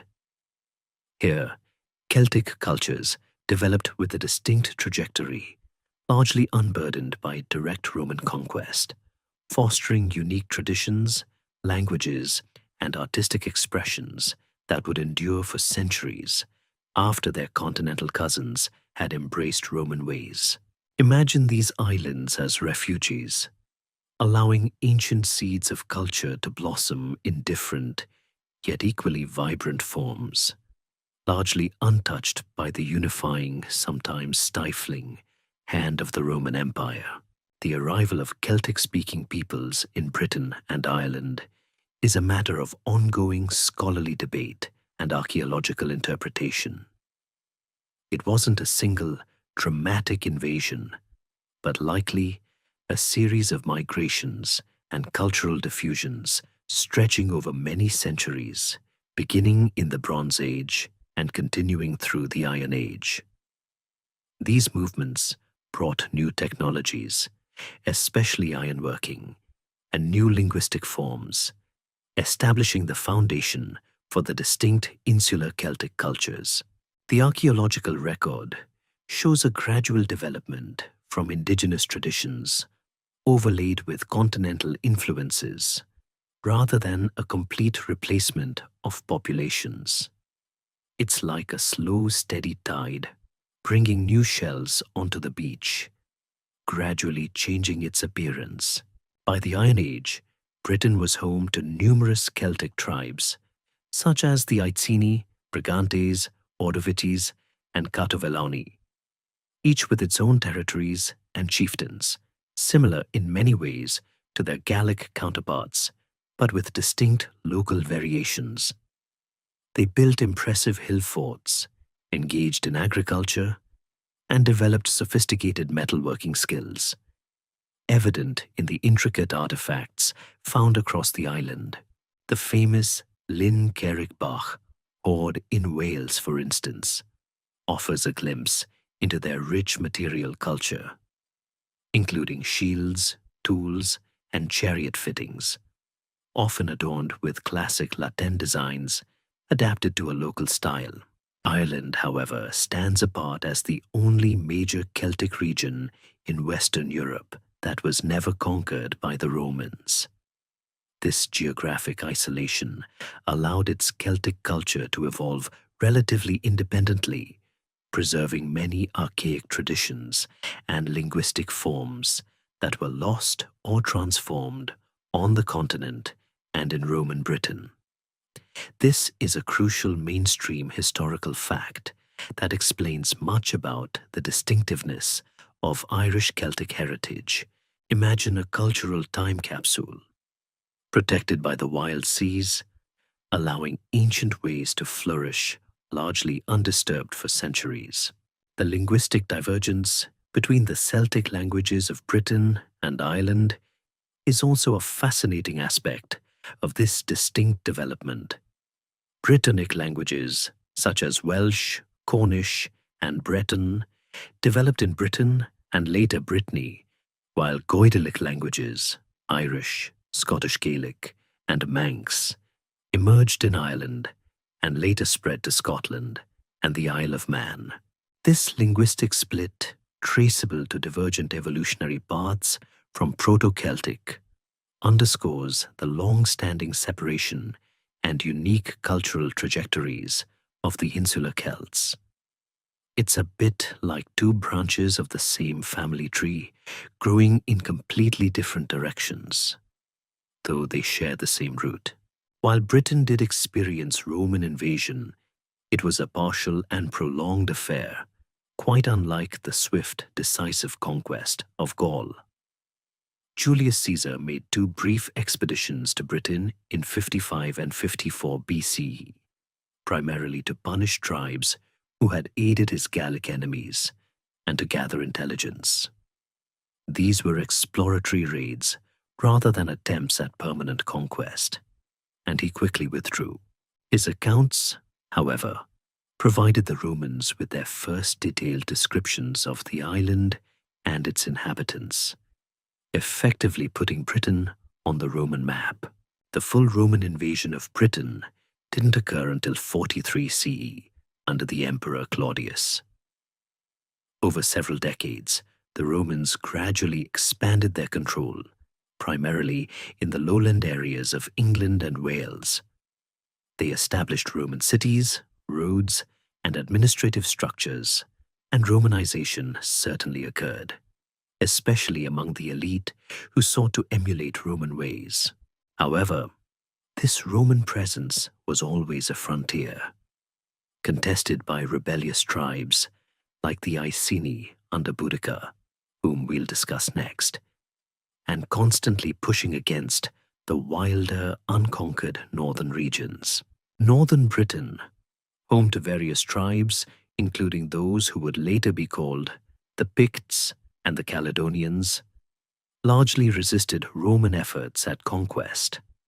The construction of Hadrian's Wall and later the Antonine Wall stands as a monumental testament to the limits of Roman power and the fierce independence of these northern Celtic peoples. Imagine these massive stone barriers stretching across the landscape, not just as fortifications, but as clear lines marking where Roman ambition met its match. Ireland, as mentioned, remained beyond the reach of the Roman Empire, preserving a more archaic form of Celtic society and religion. This isolation meant that its conversion to Christianity would happen later and in a unique way, led by figures like St. Patrick, who engaged with a vibrant, still Druid-influenced culture. The early medieval period in Ireland would see a flourishing of monastic learning and art, much of it steeped in ancient Celtic traditions, providing invaluable insights into a pre-Romanized Celtic world. This untouched quality makes Ireland a living laboratory for understanding aspects of ancient Celtic life that have vanished elsewhere. Ultimately, the story of the Celts in Britain and Ireland is one of resilience and distinct cultural evolution. While their continental relatives experienced the profound impact of Roman assimilation, the island Celts forged their own path, preserving and transforming ancient traditions in ways that continue to define their unique heritage today. A truly fascinating deviation from the Roman norm. The story of the Celts in Britain, though marked by partial Roman conquest, is also illuminated by powerful acts of resistance, none more vivid and enduring than the fiery rebellion led by Boudicca, queen of the Iceni. Her dramatic uprising in 60 to 61 CE against the Roman occupation became a terrifying challenge to imperial authority, showcasing the fierce spirit of a people pushed to their breaking point and embedding her name forever in the annals of British history. Imagine a powerful queen, wronged and humiliated, rising up to lead her people in a furious, vengeful storm against the might of the Roman Empire, leaving a trail of destruction in her wake. The Iceni were a Celtic tribe inhabiting what is now Norfolk and Suffolk in eastern England. Initially, they had been Roman allies, their client kingdom status allowing them a degree of self-rule while serving as a buffer and providing tribute. However, this uneasy truce shattered with the death of their king, Prasutagus. He had attempted to secure his family's future by bequeathing his kingdom jointly to his daughters and the Roman emperor, a common practice to ensure stability. But the Romans, ever opportunistic, chose to interpret his will as an opportunity for outright annexation. This act of blatant disregard for local custom and client treaties was a gross miscalculation on their part. The Roman procurator, Catus Decianus, arrived to seize the Iceni lands and wealth, treating the Iceni not as allies, but as conquered subjects. Accounts describe shocking brutality. Boudica herself was publicly flogged, and her daughters were raped. This horrific treatment of the royal family, a profound insult to a society that revered its leaders and held strict codes of honor, ignited the flames of rebellion. Imagine the fury, the deep sense of injustice that would galvanize an entire people to rise against seemingly insurmountable odds. It was less a strategic decision and more a visceral, collective roar of outrage. Boudica, a formidable figure described by the Roman historian Tacitus as tall, with flowing red hair, a harsh voice, and piercing eyes, became the embodiment of this fury. She rallied not only her own Iceni, but also the neighboring Trinovantes, who had their own grievances against Roman encroachment and the imposition of the new Roman colony of Camulodunum, modern Colchester, built on their sacred lands. This ability to unite disparate tribes, much like Vercingetorix, speaks volumes about her charisma and the widespread resentment against Roman rule. The rebellion exploded with devastating speed and ferocity in 60 CE, while the Roman governor Gaius Suetonius Paulinus was campaigning far away in North Wales. The rebels' first target was Camulodunum, the former capital of the Trinovantes, and now a symbol of Roman oppression. The unwalled colony, populated by Roman veterans and colonists, was ill-prepared for such an onslaught. It was completely sacked and burned to the ground, its inhabitants massacred with brutal efficiency. The 9th Legion, attempting to relieve the besieged city, was ambushed and almost entirely annihilated. A truly rare and humiliating defeat for a Roman legion. It was like watching a perfectly designed dominoes set collapse in a single unforeseen chain reaction. Flush with victory, Boudica's forces then turned their wrath on Londinium, London, and Verulamium, St. Albans, 2 thriving Roman towns. Knowing he couldn't defend them, Paulinus evacuated what he could, leaving the towns to the rebels. Both cities suffered the same fate as Camulodunum: widespread destruction and slaughter. Archaeological evidence of thick layers of burnt debris mixed with human remains vividly confirms the extent of the devastation. The scale of the destruction suggests a deep-seated hatred, a desire to obliterate every trace of the Roman presence. This was not just military strategy. It was pure, raw vengeance. The Roman response, once Paulinus returned and gathered his forces, was decisive.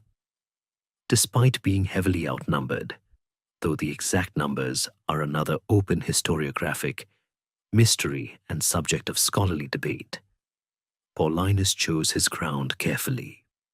Likely a narrow defile that negated the rebels' numerical advantage and limited their ability to maneuver, the final climatic battle, whose precise location remains unknown, a significant historical puzzle, saw the disciplined Roman legions, arrayed in tight formations, absorb the furious Celtic charge. The Romans then launched their counterattack, using their superior weaponry and training to devastating effect. Tacitus describes the battle as a horrific slaughter, with the Romans systematically cutting down the Celtic warriors who, hampered by their own wagons and families who had come to witness the expected victory, found themselves trapped. Boudicca's rebellion, for all its initial success and terrifying momentum, was ultimately crushed. The aftermath was equally brutal, with widespread reprisals and further subjugation of the surviving tribes. Boudica herself is said to have taken poison rather than be captured, preserving her defiance even in death. Boudica's rebellion is a powerful mainstream historical fact that showcases the fierce resistance Rome faced even after years of conquest. It's a reminder that empires are built not just on military might, but also on the tenuous acceptance of the conquered, and that injustice can spark the most ferocious of fires. Her story endures as a powerful symbol of defiance against oppression, a true warrior queen who, for a brief, terrifying moment, made the mighty Roman Empire tremble, while Roman legions cemented their control over much of lowland Britain, relentlessly building roads and cities. A fierce and enduring resistance persisted in the rugged, untamed north. This was the domain of the enigmatic Picts and Caledonians, peoples who, for centuries, successfully defied the full might of the Roman Empire, establishing the very northern limits of its expansion and leaving behind a legacy shrouded in mystery and stone. Imagine fierce tribal warriors, masters of their harsh landscape, consistently outmaneuvering and outlasting the disciplined forces of the world's greatest empire, forcing them to build colossal walls as a testament to their unyielding defiance. The term Caledonians was initially used by the Romans to describe the tribes inhabiting the mountainous regions north of the Fourth Clyde Line in Scotland. These were independent Celtic peoples, likely speaking a Brittonic language related to Welsh, who fiercely guarded their territories. Their lands, characterized by rugged mountains, dense forests, and unpredictable weather, offered natural defensive advantages that played perfectly into their style of warfare. They knew every hidden valley, every secret pass, and used the unforgiving terrain to their immense advantage against the more conventionally organized Roman legions. The Romans made several attempts to conquer Caledonia, Scotland. The most significant was under the governor Cneius Julius Agricola in the late 1st century CE. His campaigns pushed deep into what is now Scotland, culminating in the decisive but not ultimately conclusive Battle of Mons Graupius, around 83 CE. Here, Agricola's legions faced a large unified force of Caledonian tribes under a chieftain named Calgacus. Tacitus, Agricola's son-in-law, provides a dramatic account of the battle, portraying Calgacus as a passionate orator lamenting their loss of freedom. While the Romans claimed a decisive victory, they never fully subjugated Caledonia. The sheer difficulty of supplying legions in such harsh terrain, combined with the fierce resistance, made long-term occupation untenable. It was a victory, but one that tasted more like a concession. Following these initial costly attempts at conquest, Rome opted for a different strategy: containment. This gave rise to one of the most iconic structures of the ancient world and a powerful symbol of the limits of empire, Hadrian's Wall. Begun in 122 CE under Emperor Hadrian, this monumental stone barrier stretched 117 kilometers, 73 miles, from coast to coast, effectively marking the northern frontier of Roman Britain. Imagine a massive, unyielding stone snake winding its way across the landscape, dotted with forts and mile castles, a physical declaration that this far and no further. It was a huge, continuous public works project designed to separate civilized Roman territory from the barbarian north and to control movement and trade. A few decades later, under Emperor Antoninus Pius, the Romans attempted another northward advance, building the shorter Antonine Wall between the Forth and Clyde estuaries. While temporarily pushing the frontier further north, this wall was eventually abandoned, and the Roman legions retreated back to the more defensible line of Hadrian's Wall.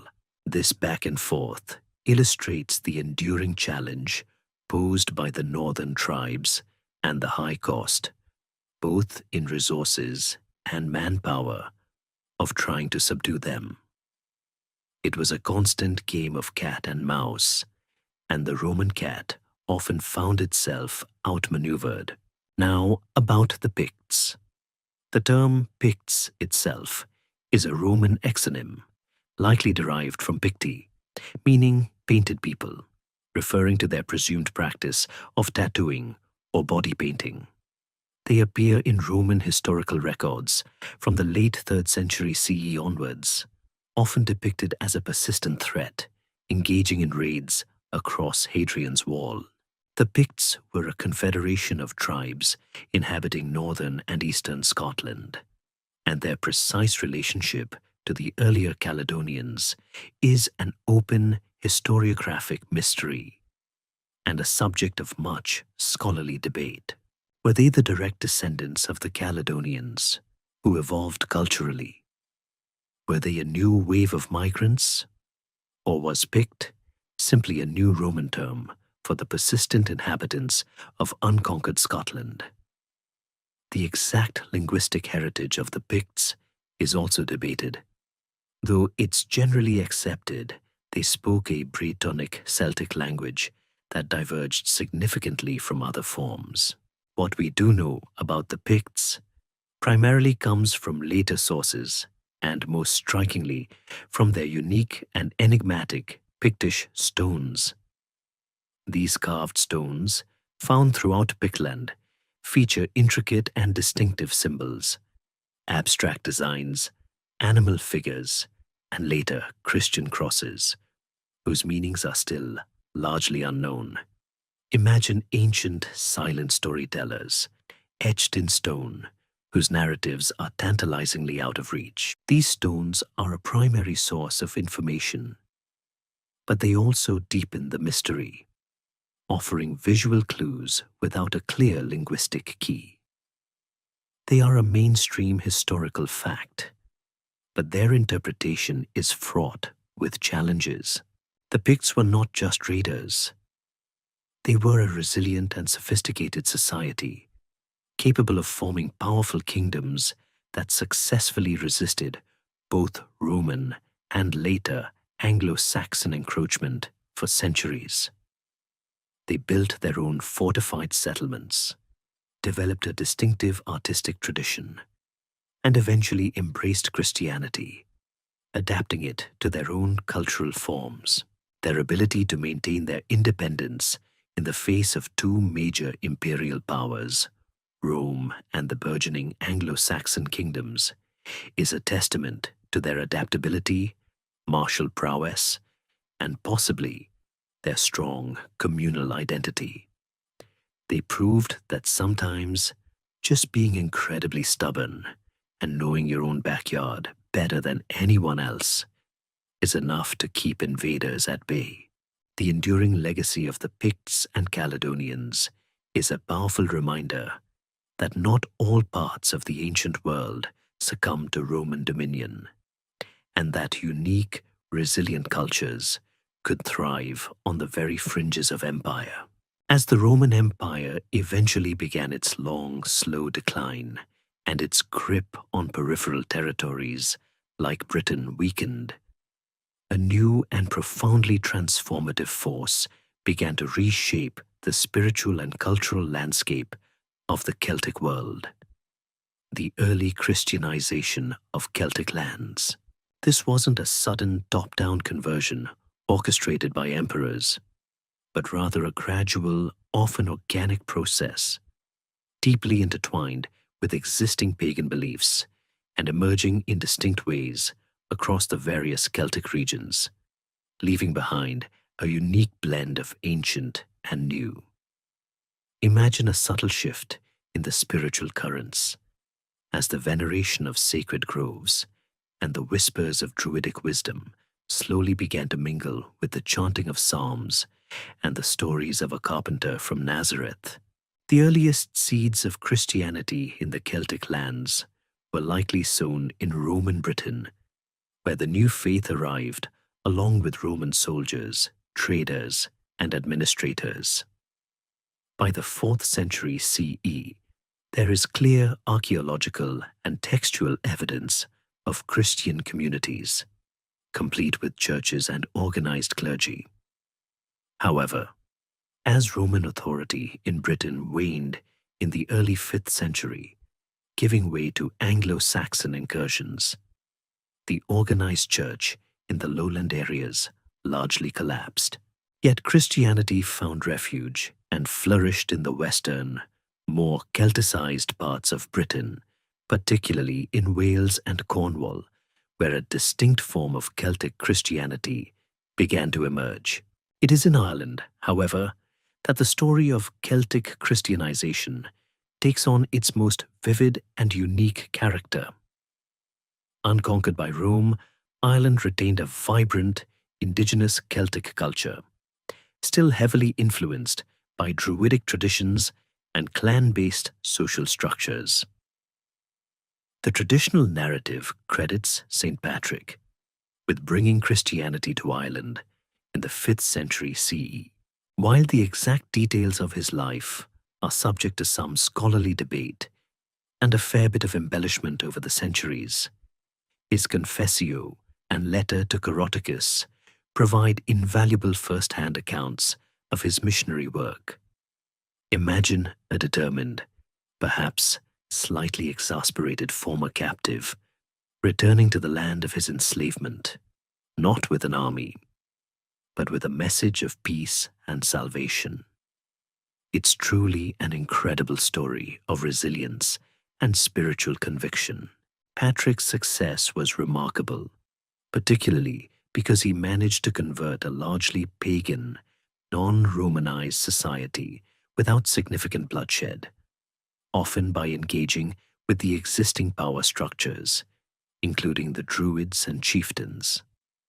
Rather than ruthlessly suppressing pagan practices, early Irish Christianity often found ways to incorporate or overlay indigenous beliefs. For instance, sacred wells were rededicated to Christian saints, and pagan festivals were subtly reinterpreted with Christian meanings. This syncretic approach allowed for a smoother transition, resulting in a unique blend of Christian doctrine and Celtic cultural elements. It was a brilliant, pragmatic approach, recognizing that it's easier to persuade than to purely impose. The Irish monastic movement became the driving force behind the spread of Christianity throughout the island and beyond.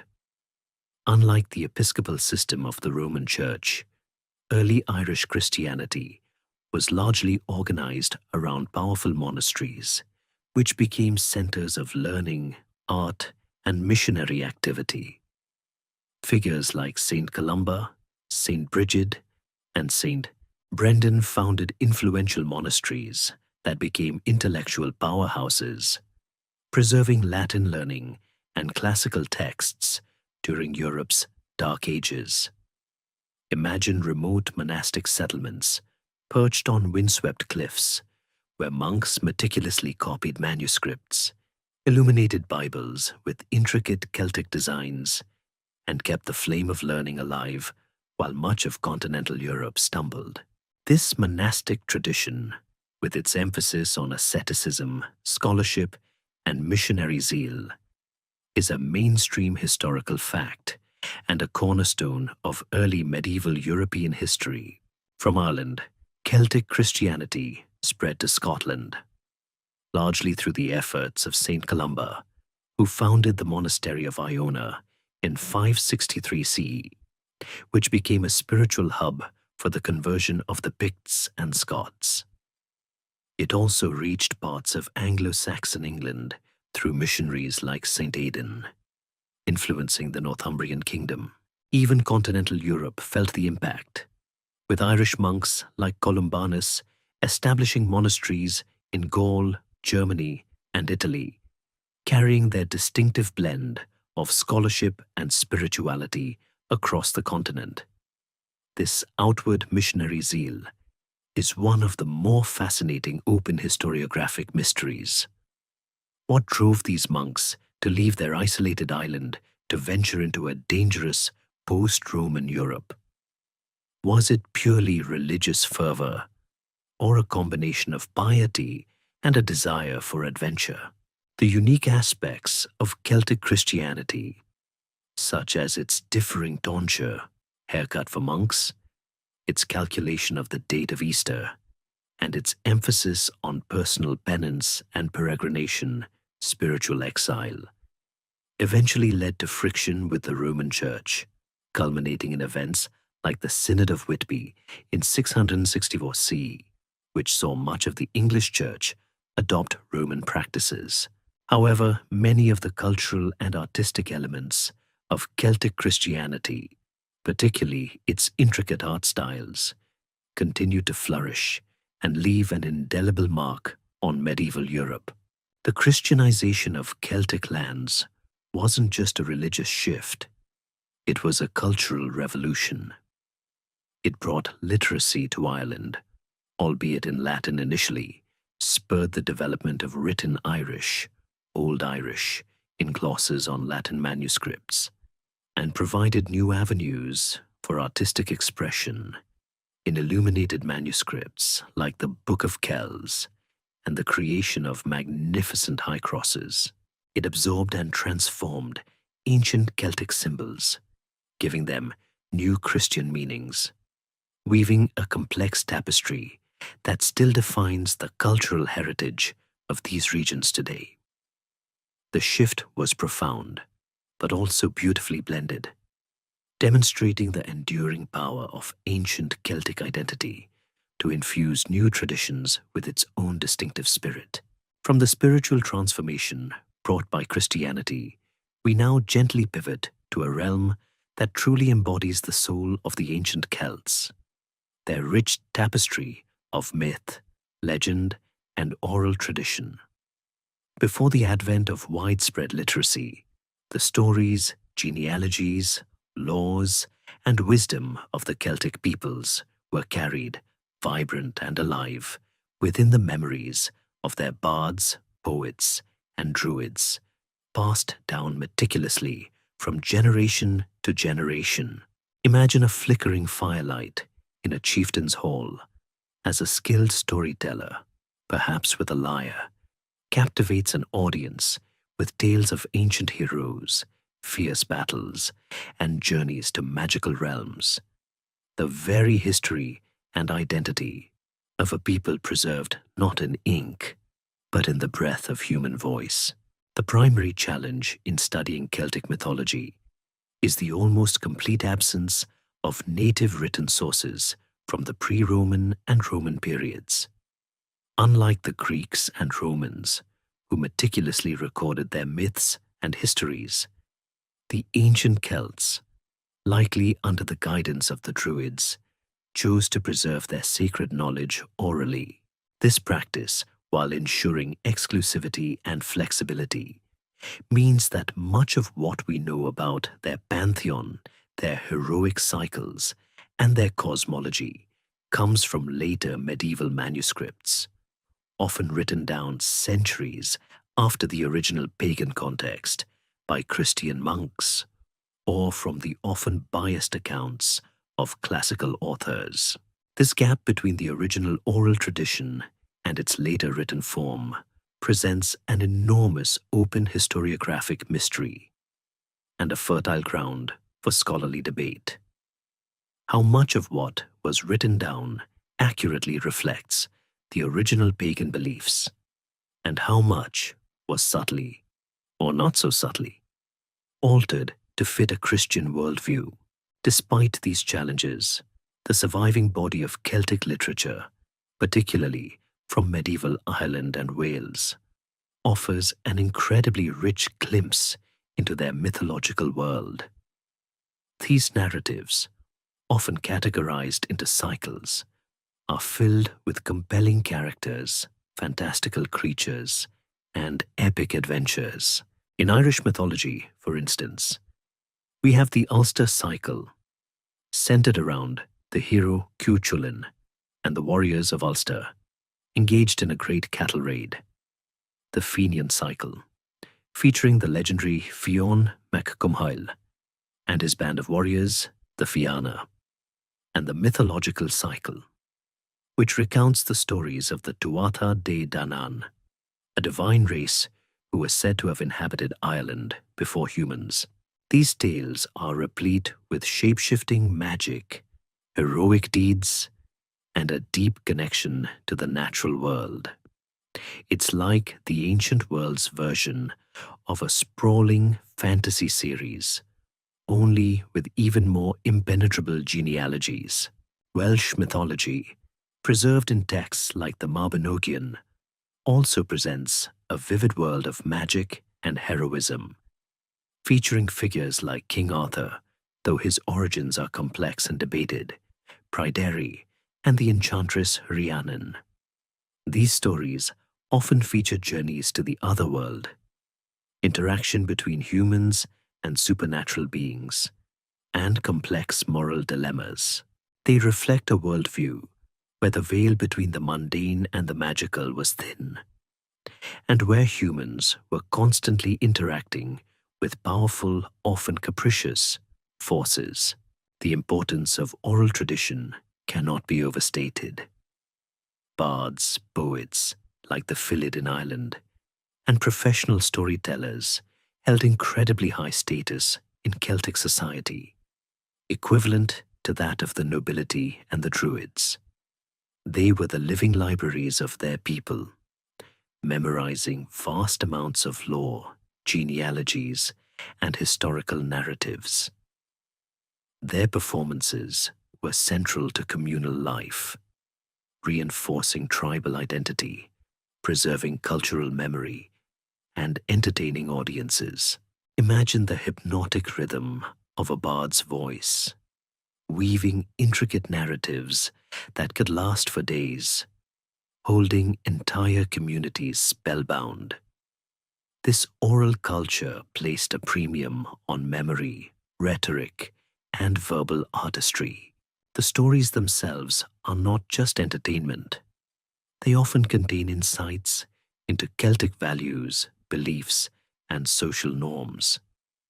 They reflect their reverence for nature, their emphasis on honor and courage in battle, their complex understanding of loyalty and betrayal, and their cyclical view of time and existence. The otherworld, for example, is a recurring motif, often accessible through mist-shrouded islands, enchanted mounds, Sidhe, or deep lakes, underscoring the Celtic belief in a parallel spiritual reality. One fascinating aspect of the mythological corpus is the frequent blurring of lines between gods, heroes, and historical figures. Many characters possess both divine and human attributes, and their deeds often transcend the ordinary. This fluidity suggests a different conceptualization of divinity and heroism than that found in classical traditions. It's a bit like a superhero movie, where the hero might also occasionally be a god or a particularly skilled farmer. The transition to Christianity certainly impacted the preservation and interpretation of these myths. Christian scribes, while invaluable in writing down these tales, often consciously or unconsciously altered them, sometimes downplaying pagan elements, adding Christian morality, or euhemerizing gods into mere kings or historical figures. Yet, the sheer resilience and beauty of these narratives ensured their survival, often adapted to fit the new religious framework. The fact that we still have these stories today is a testament to their enduring power and the dedication of those who preserved them. Ultimately, Celtic myth and legend provide a vital window into the ancient Celtic soul. They are not merely quaint fairy tales, but profound reflections of a complex and spiritually rich people whose voices, though often mediated by time and changing beliefs, continue to resonate through the captivating power of their stories. They remind us that history is not just about battles and kings, but about the narratives we tell ourselves, the heroes we venerate, and the magical worlds we imagine into being. Having immersed ourselves in the captivating tales of Celtic myth and legend, we now turn to a more tangible, yet equally profound aspect of their enduring legacy, the linguistic legacy of the Celts. Far from being a mere historical curiosity, the Celtic languages represent a direct, unbroken chain of communication stretching back millennia, connecting the vibrant cultures of antiquity to the modern world. Imagine ancient words, whispered around Iron Age campfires, evolving slowly over centuries, surviving invasions and cultural shifts, and still being spoken today by living communities. This enduring linguistic presence is a remarkable testament to the resilience of Celtic identity. The Celtic languages belong to the Indo-European family, a vast linguistic tree that includes most of the languages spoken across Europe and parts of Asia. Their branching from a common Proto-Celtic ancestor likely occurred in the late Bronze Age or early Iron Age. As the Celts expanded across Europe, their language diversified, leading to the development of numerous dialects and distinct languages. This diversification is a mainstream historical fact, tracing the paths of different tribal groups. Broadly, the Celtic languages are divided into two main branches: Continental Celtic and Insular Celtic. Continental Celtic languages were once spoken across a vast swath of mainland Europe, from the Iberian Peninsula to Anatolia. These include languages like Gaulish, spoken in Gaul, Celtiberian in parts of Spain, Lepontic in northern Italy, and Galatian in Asia Minor. Unfortunately, almost all of these languages are now extinct. Our knowledge of them comes primarily from fragmented inscriptions, place names, and personal names recorded by Roman and Greek writers.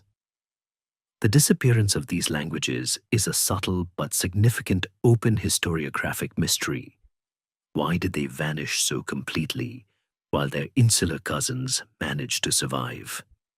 The intense Romanization of continental Europe undoubtedly played the primary role, as Latin slowly but inexorably replaced indigenous tongues in areas under Roman control. It's like a linguistic extinction event, where one dominant species outcompetes and eventually replaces all others. In contrast, the insular Celtic languages, spoken in Britain and Ireland, proved remarkably resilient. This resilience is largely attributed to the geographical isolation of the islands and, crucially for Ireland, the absence of direct Roman conquest. These languages are further subdivided into Goidelic or Celtic languages. This branch includes Irish, Gaelic, Scottish Gaelic, and Manx. These languages preserve an earlier sound change, the Q sound from Proto-Celtic, that distinguishes them from their Brittonic cousins. Irish, with its rich literary tradition dating back to the early medieval period, is the oldest vernacular written language in Europe after Greek and Latin. Imagine ancient monks meticulously scribbling glosses in the margins of Latin texts, unwittingly preserving the earliest written forms of Irish Gaelic, Brittonic or Celtic languages.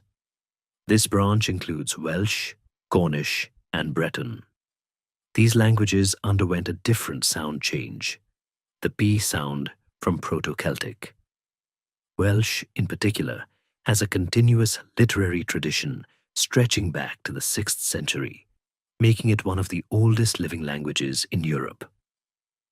Cornish, once extinct, has seen a revival, and Breton is spoken by a minority in Brittany, France. A direct linguistic link to the Britons who migrated from Great Britain. The survival of these insular Celtic languages is a testament to the strength of their oral traditions, the cultural identity of their speakers, and especially in Ireland, the unique path of Christianization that embraced rather than suppressed the native tongue. While Latin became the language of scholarship and liturgy, Irish and Welsh continued to thrive as spoken languages and eventually developed rich written literatures. This period of early medieval monasticism, preserving both Latin classics and native lore, is a fascinating scholarly debate point. How much did the monasteries, designed to spread Christianity, inadvertently become bastions for the survival of the very pagan narratives they ostensibly sought to replace? The impact of these languages extends beyond their modern speakers. They have left an indelible mark on the toponymy, place names, of the lands they once dominated. Think of names like London, likely from a Celtic root, Dublin, from Dublin, meaning black pool in Irish, or the many rivers named Avon, from a Celtic word for river. Even in English, loanwords from Celtic languages, though relatively few, occasionally surface, like bard, druid, or slogan. From Scottish Gaelic sluach garm, meaning army cry. It's a subtle whisper of a lost linguistic landscape, like finding ancient coins buried in a modern garden. Today, while minority languages, Irish, Welsh, and Scottish Gaelic, are experiencing varying degrees of revival, fueled by cultural pride and government support. They are taught in schools, used in media, and represent a vital part of the cultural identity of their respective nations. Manx, once extinct, has also seen a small but dedicated revival. This ongoing effort to preserve and revitalize these languages is a powerful reflection of the enduring connection to their ancient Celtic roots. It's truly a linguistic phoenix rising from the ashes of historical oppression. The linguistic legacy of the Celts reminds us that history is not just about political boundaries and military conquests. It's also about the subtle, persistent power of language to carry culture, memory, and identity across vast stretches of time. It's a living link to the ancient world, proving that some voices, even those of a people often considered lost, can still be heard, loud and clear, in the modern era. As the echoes of ancient Celtic languages continue to resonate, we now approach a pivotal historical turning point, the end of the ancient world, and the profound shifts it brought to the surviving Celtic cultures. This wasn't a sudden cataclysm, but a gradual, complex process as the Roman Empire fragmented and new political entities, notably Germanic kingdoms, rose to prominence, irrevocably altering the geopolitical landscape of Europe. Imagine a vast, intricately woven tapestry slowly unraveling at the edges, its threads being respun into new, distinct patterns, leaving behind a fragmented but resilient legacy of the old. For the Celtic populations who had been absorbed into the Roman Empire, particularly in Gaul and parts of Britain, the decline of Roman authority in the 5th century CE brought both challenges and opportunities. In Gaul, the withdrawal of Roman legions and administration led to a period of instability and the rise of various Germanic kingdoms, such as the Franks and the Visigoths. While the Gallo-Roman elite often maintained aspects of Roman culture and administration, the political landscape became increasingly localized and fragmented. The former Celtic inhabitants, by then largely Romanized, were now integrated into these new Germanic-led societies, gradually losing their distinct identity as their languages faded further, subsumed by Latin and later the nascent Romance languages. It was like a giant corporate merger, where the smaller acquired companies slowly lose their original branding. In Britain, the end of Roman rule around 410 CE left the Brittonic-speaking Celtic inhabitants vulnerable to intensified raids and later full-scale invasions by Anglo-Saxon peoples from continental Europe. This period, often called the Dark Ages, saw the gradual pushing of Brittonic culture and language westward into what would become Wales and Cornwall, and northward into Strathclyde. Many Britons also migrated across the Channel to Armorica, founding Brittany, thus carrying their language and culture to a new, albeit already Celtic, corner of the continent.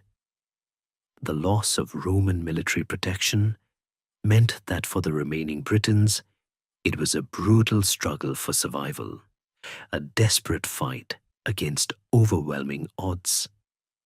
This profound demographic and cultural shift is a mainstream historical fact that fundamentally reshaped the British Isles. However, the insular Celtic lands, particularly Ireland, experienced a different trajectory. Never having been conquered by Rome, Ireland was spared the immediate upheaval of Rome's collapse. Instead, it entered a period often referred to as its Golden Age, where vibrant monastic culture flourished, preserving both Christian and classical Latin learning, alongside their rich native Celtic traditions. Irish monks became renowned scholars and missionaries, taking their unique brand of Celtic Christianity across Europe, establishing monasteries and influencing intellectual life on the continent. This divergence in experience for Ireland, remaining an independent Celtic cultural bastion, is a crucial element in understanding the survival of much of Celtic law and language. It's almost as if, while everyone else was dealing with a massive storm, Ireland was off to the side, calmly tending its gardens. The rise of the new Germanic kingdoms, while leading to the decline of Roman political structures, did not always mean the complete eradication of Celtic cultural elements. In some regions, a degree of cultural mingling occurred, with Celtic artistic motifs, legal concepts, especially in early medieval Ireland and Wales, and even some place names persisting. However, the dominant political and linguistic tides were certainly shifting towards Germanic and Latin-based Romance languages across much of continental Europe.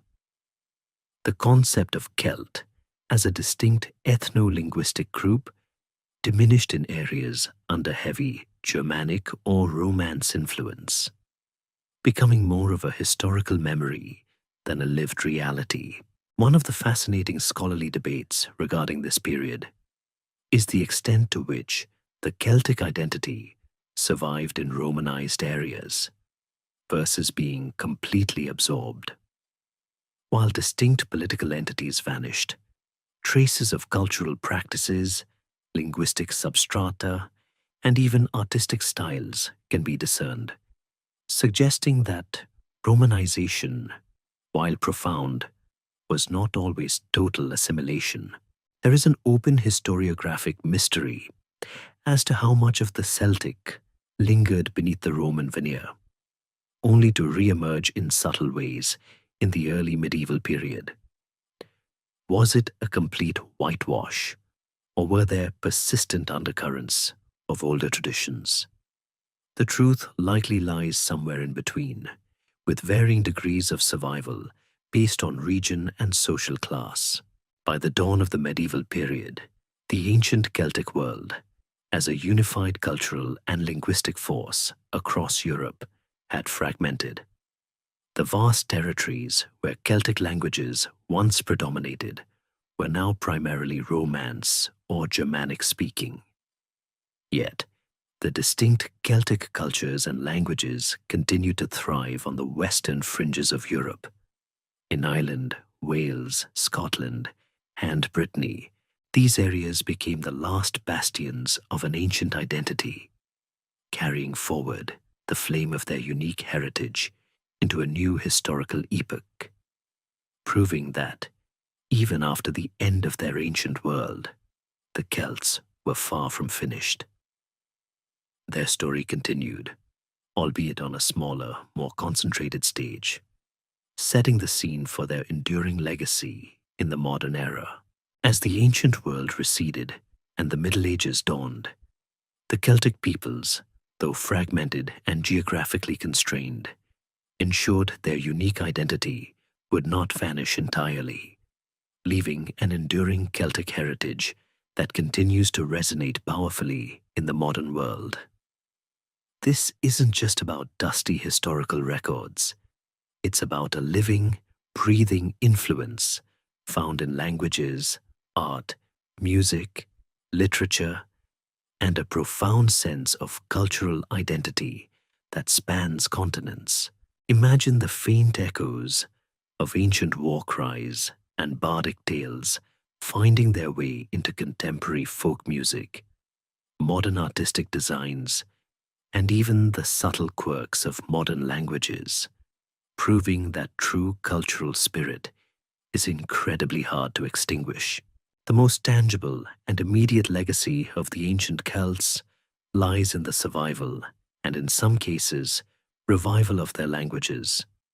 Welsh, Irish, Scottish Gaelic, Manx, and Breton, though minority languages, are more than just linguistic curiosities. They are living links to a distant past, carrying millennia of cultural nuance, idiom, and worldview within their very structures. The efforts to revitalize these languages in schools, media, and community initiatives demonstrate a powerful determination to reconnect with this deep historical root. It's like tending a raw ancient tree, ensuring its seeds continue to sprout new growth, even in a very different climate. This sustained effort at linguistic preservation is a fascinating mainstream historical fact in itself, defying the general trend of language loss. Beyond language, Celtic art and design have left an indelible mark. The intricate knotwork, spirals, and zoomorphic motifs of the Latin period, later adapted and amplified in the illuminated manuscripts and stone crosses of early Christian Ireland and Britain continue to inspire artists, designers, and artisans today. Walk into any craft fair in the Western world, and you're likely to see jewelry, textiles, or tattoo designs directly inspired by ancient Celtic patterns. This enduring aesthetic appeal, transcending its original context, speaks to a timeless beauty and complexity that still captivates the eye, much like a good piece of music that never gets old. The mythology and folklore passed down through oral tradition and later committed to medieval manuscripts continue to fuel modern storytelling, from the heroic sagas of Cuchulainn and the Fianna to the magical tales of the Mabinogion. These narratives have influenced fantasy literature, film, and popular culture.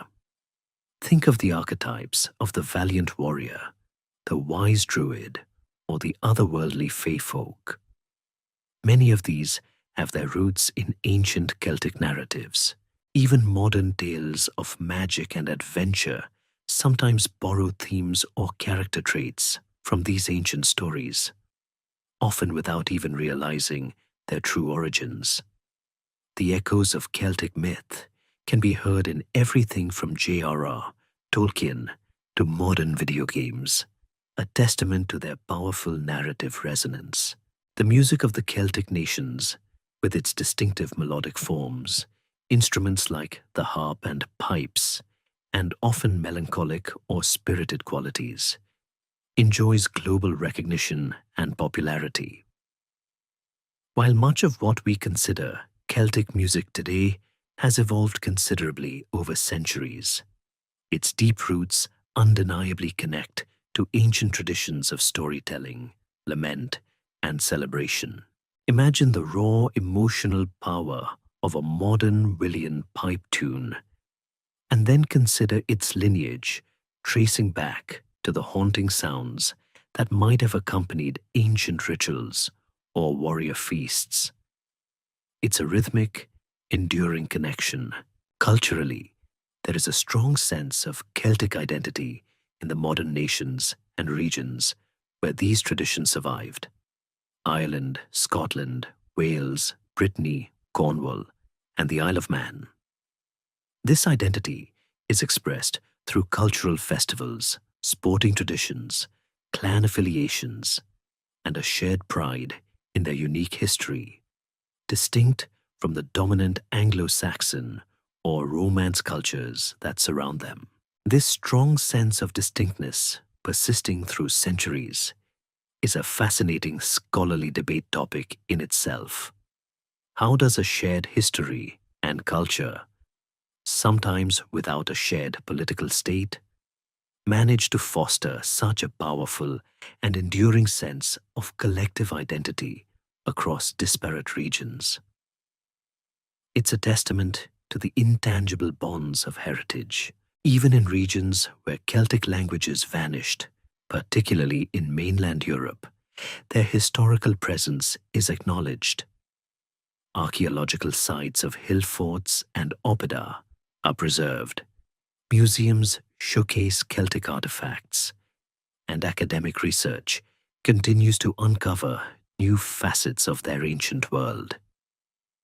The very landscape of Europe is dotted with place names whose origins whisper of ancient Celtic tongues, a subtle but pervasive reminder of who was here before. One of the most profound open historiographic mysteries remains the full extent of the Celtic legacy, and how much of it was truly lost versus being subtly absorbed into later cultures. Were there more stories, more beliefs, more practices that simply vanished without a trace? Or do they lie buried within the very foundations of the cultures that succeeded them, waiting to be rediscovered? The tantalizing fragments we do possess only hint at the immense richness that might have been. Ultimately, the enduring Celtic heritage reminds us that history is not just a chronological sequence of events, but a continuous conversation between past and present. The spirit of the ancient Celts, a people of fierce warriors, profound artists, and deep spiritualists, continues to enrich our world, proving that even after their ancient world faded, their impact would be felt for millennia to come.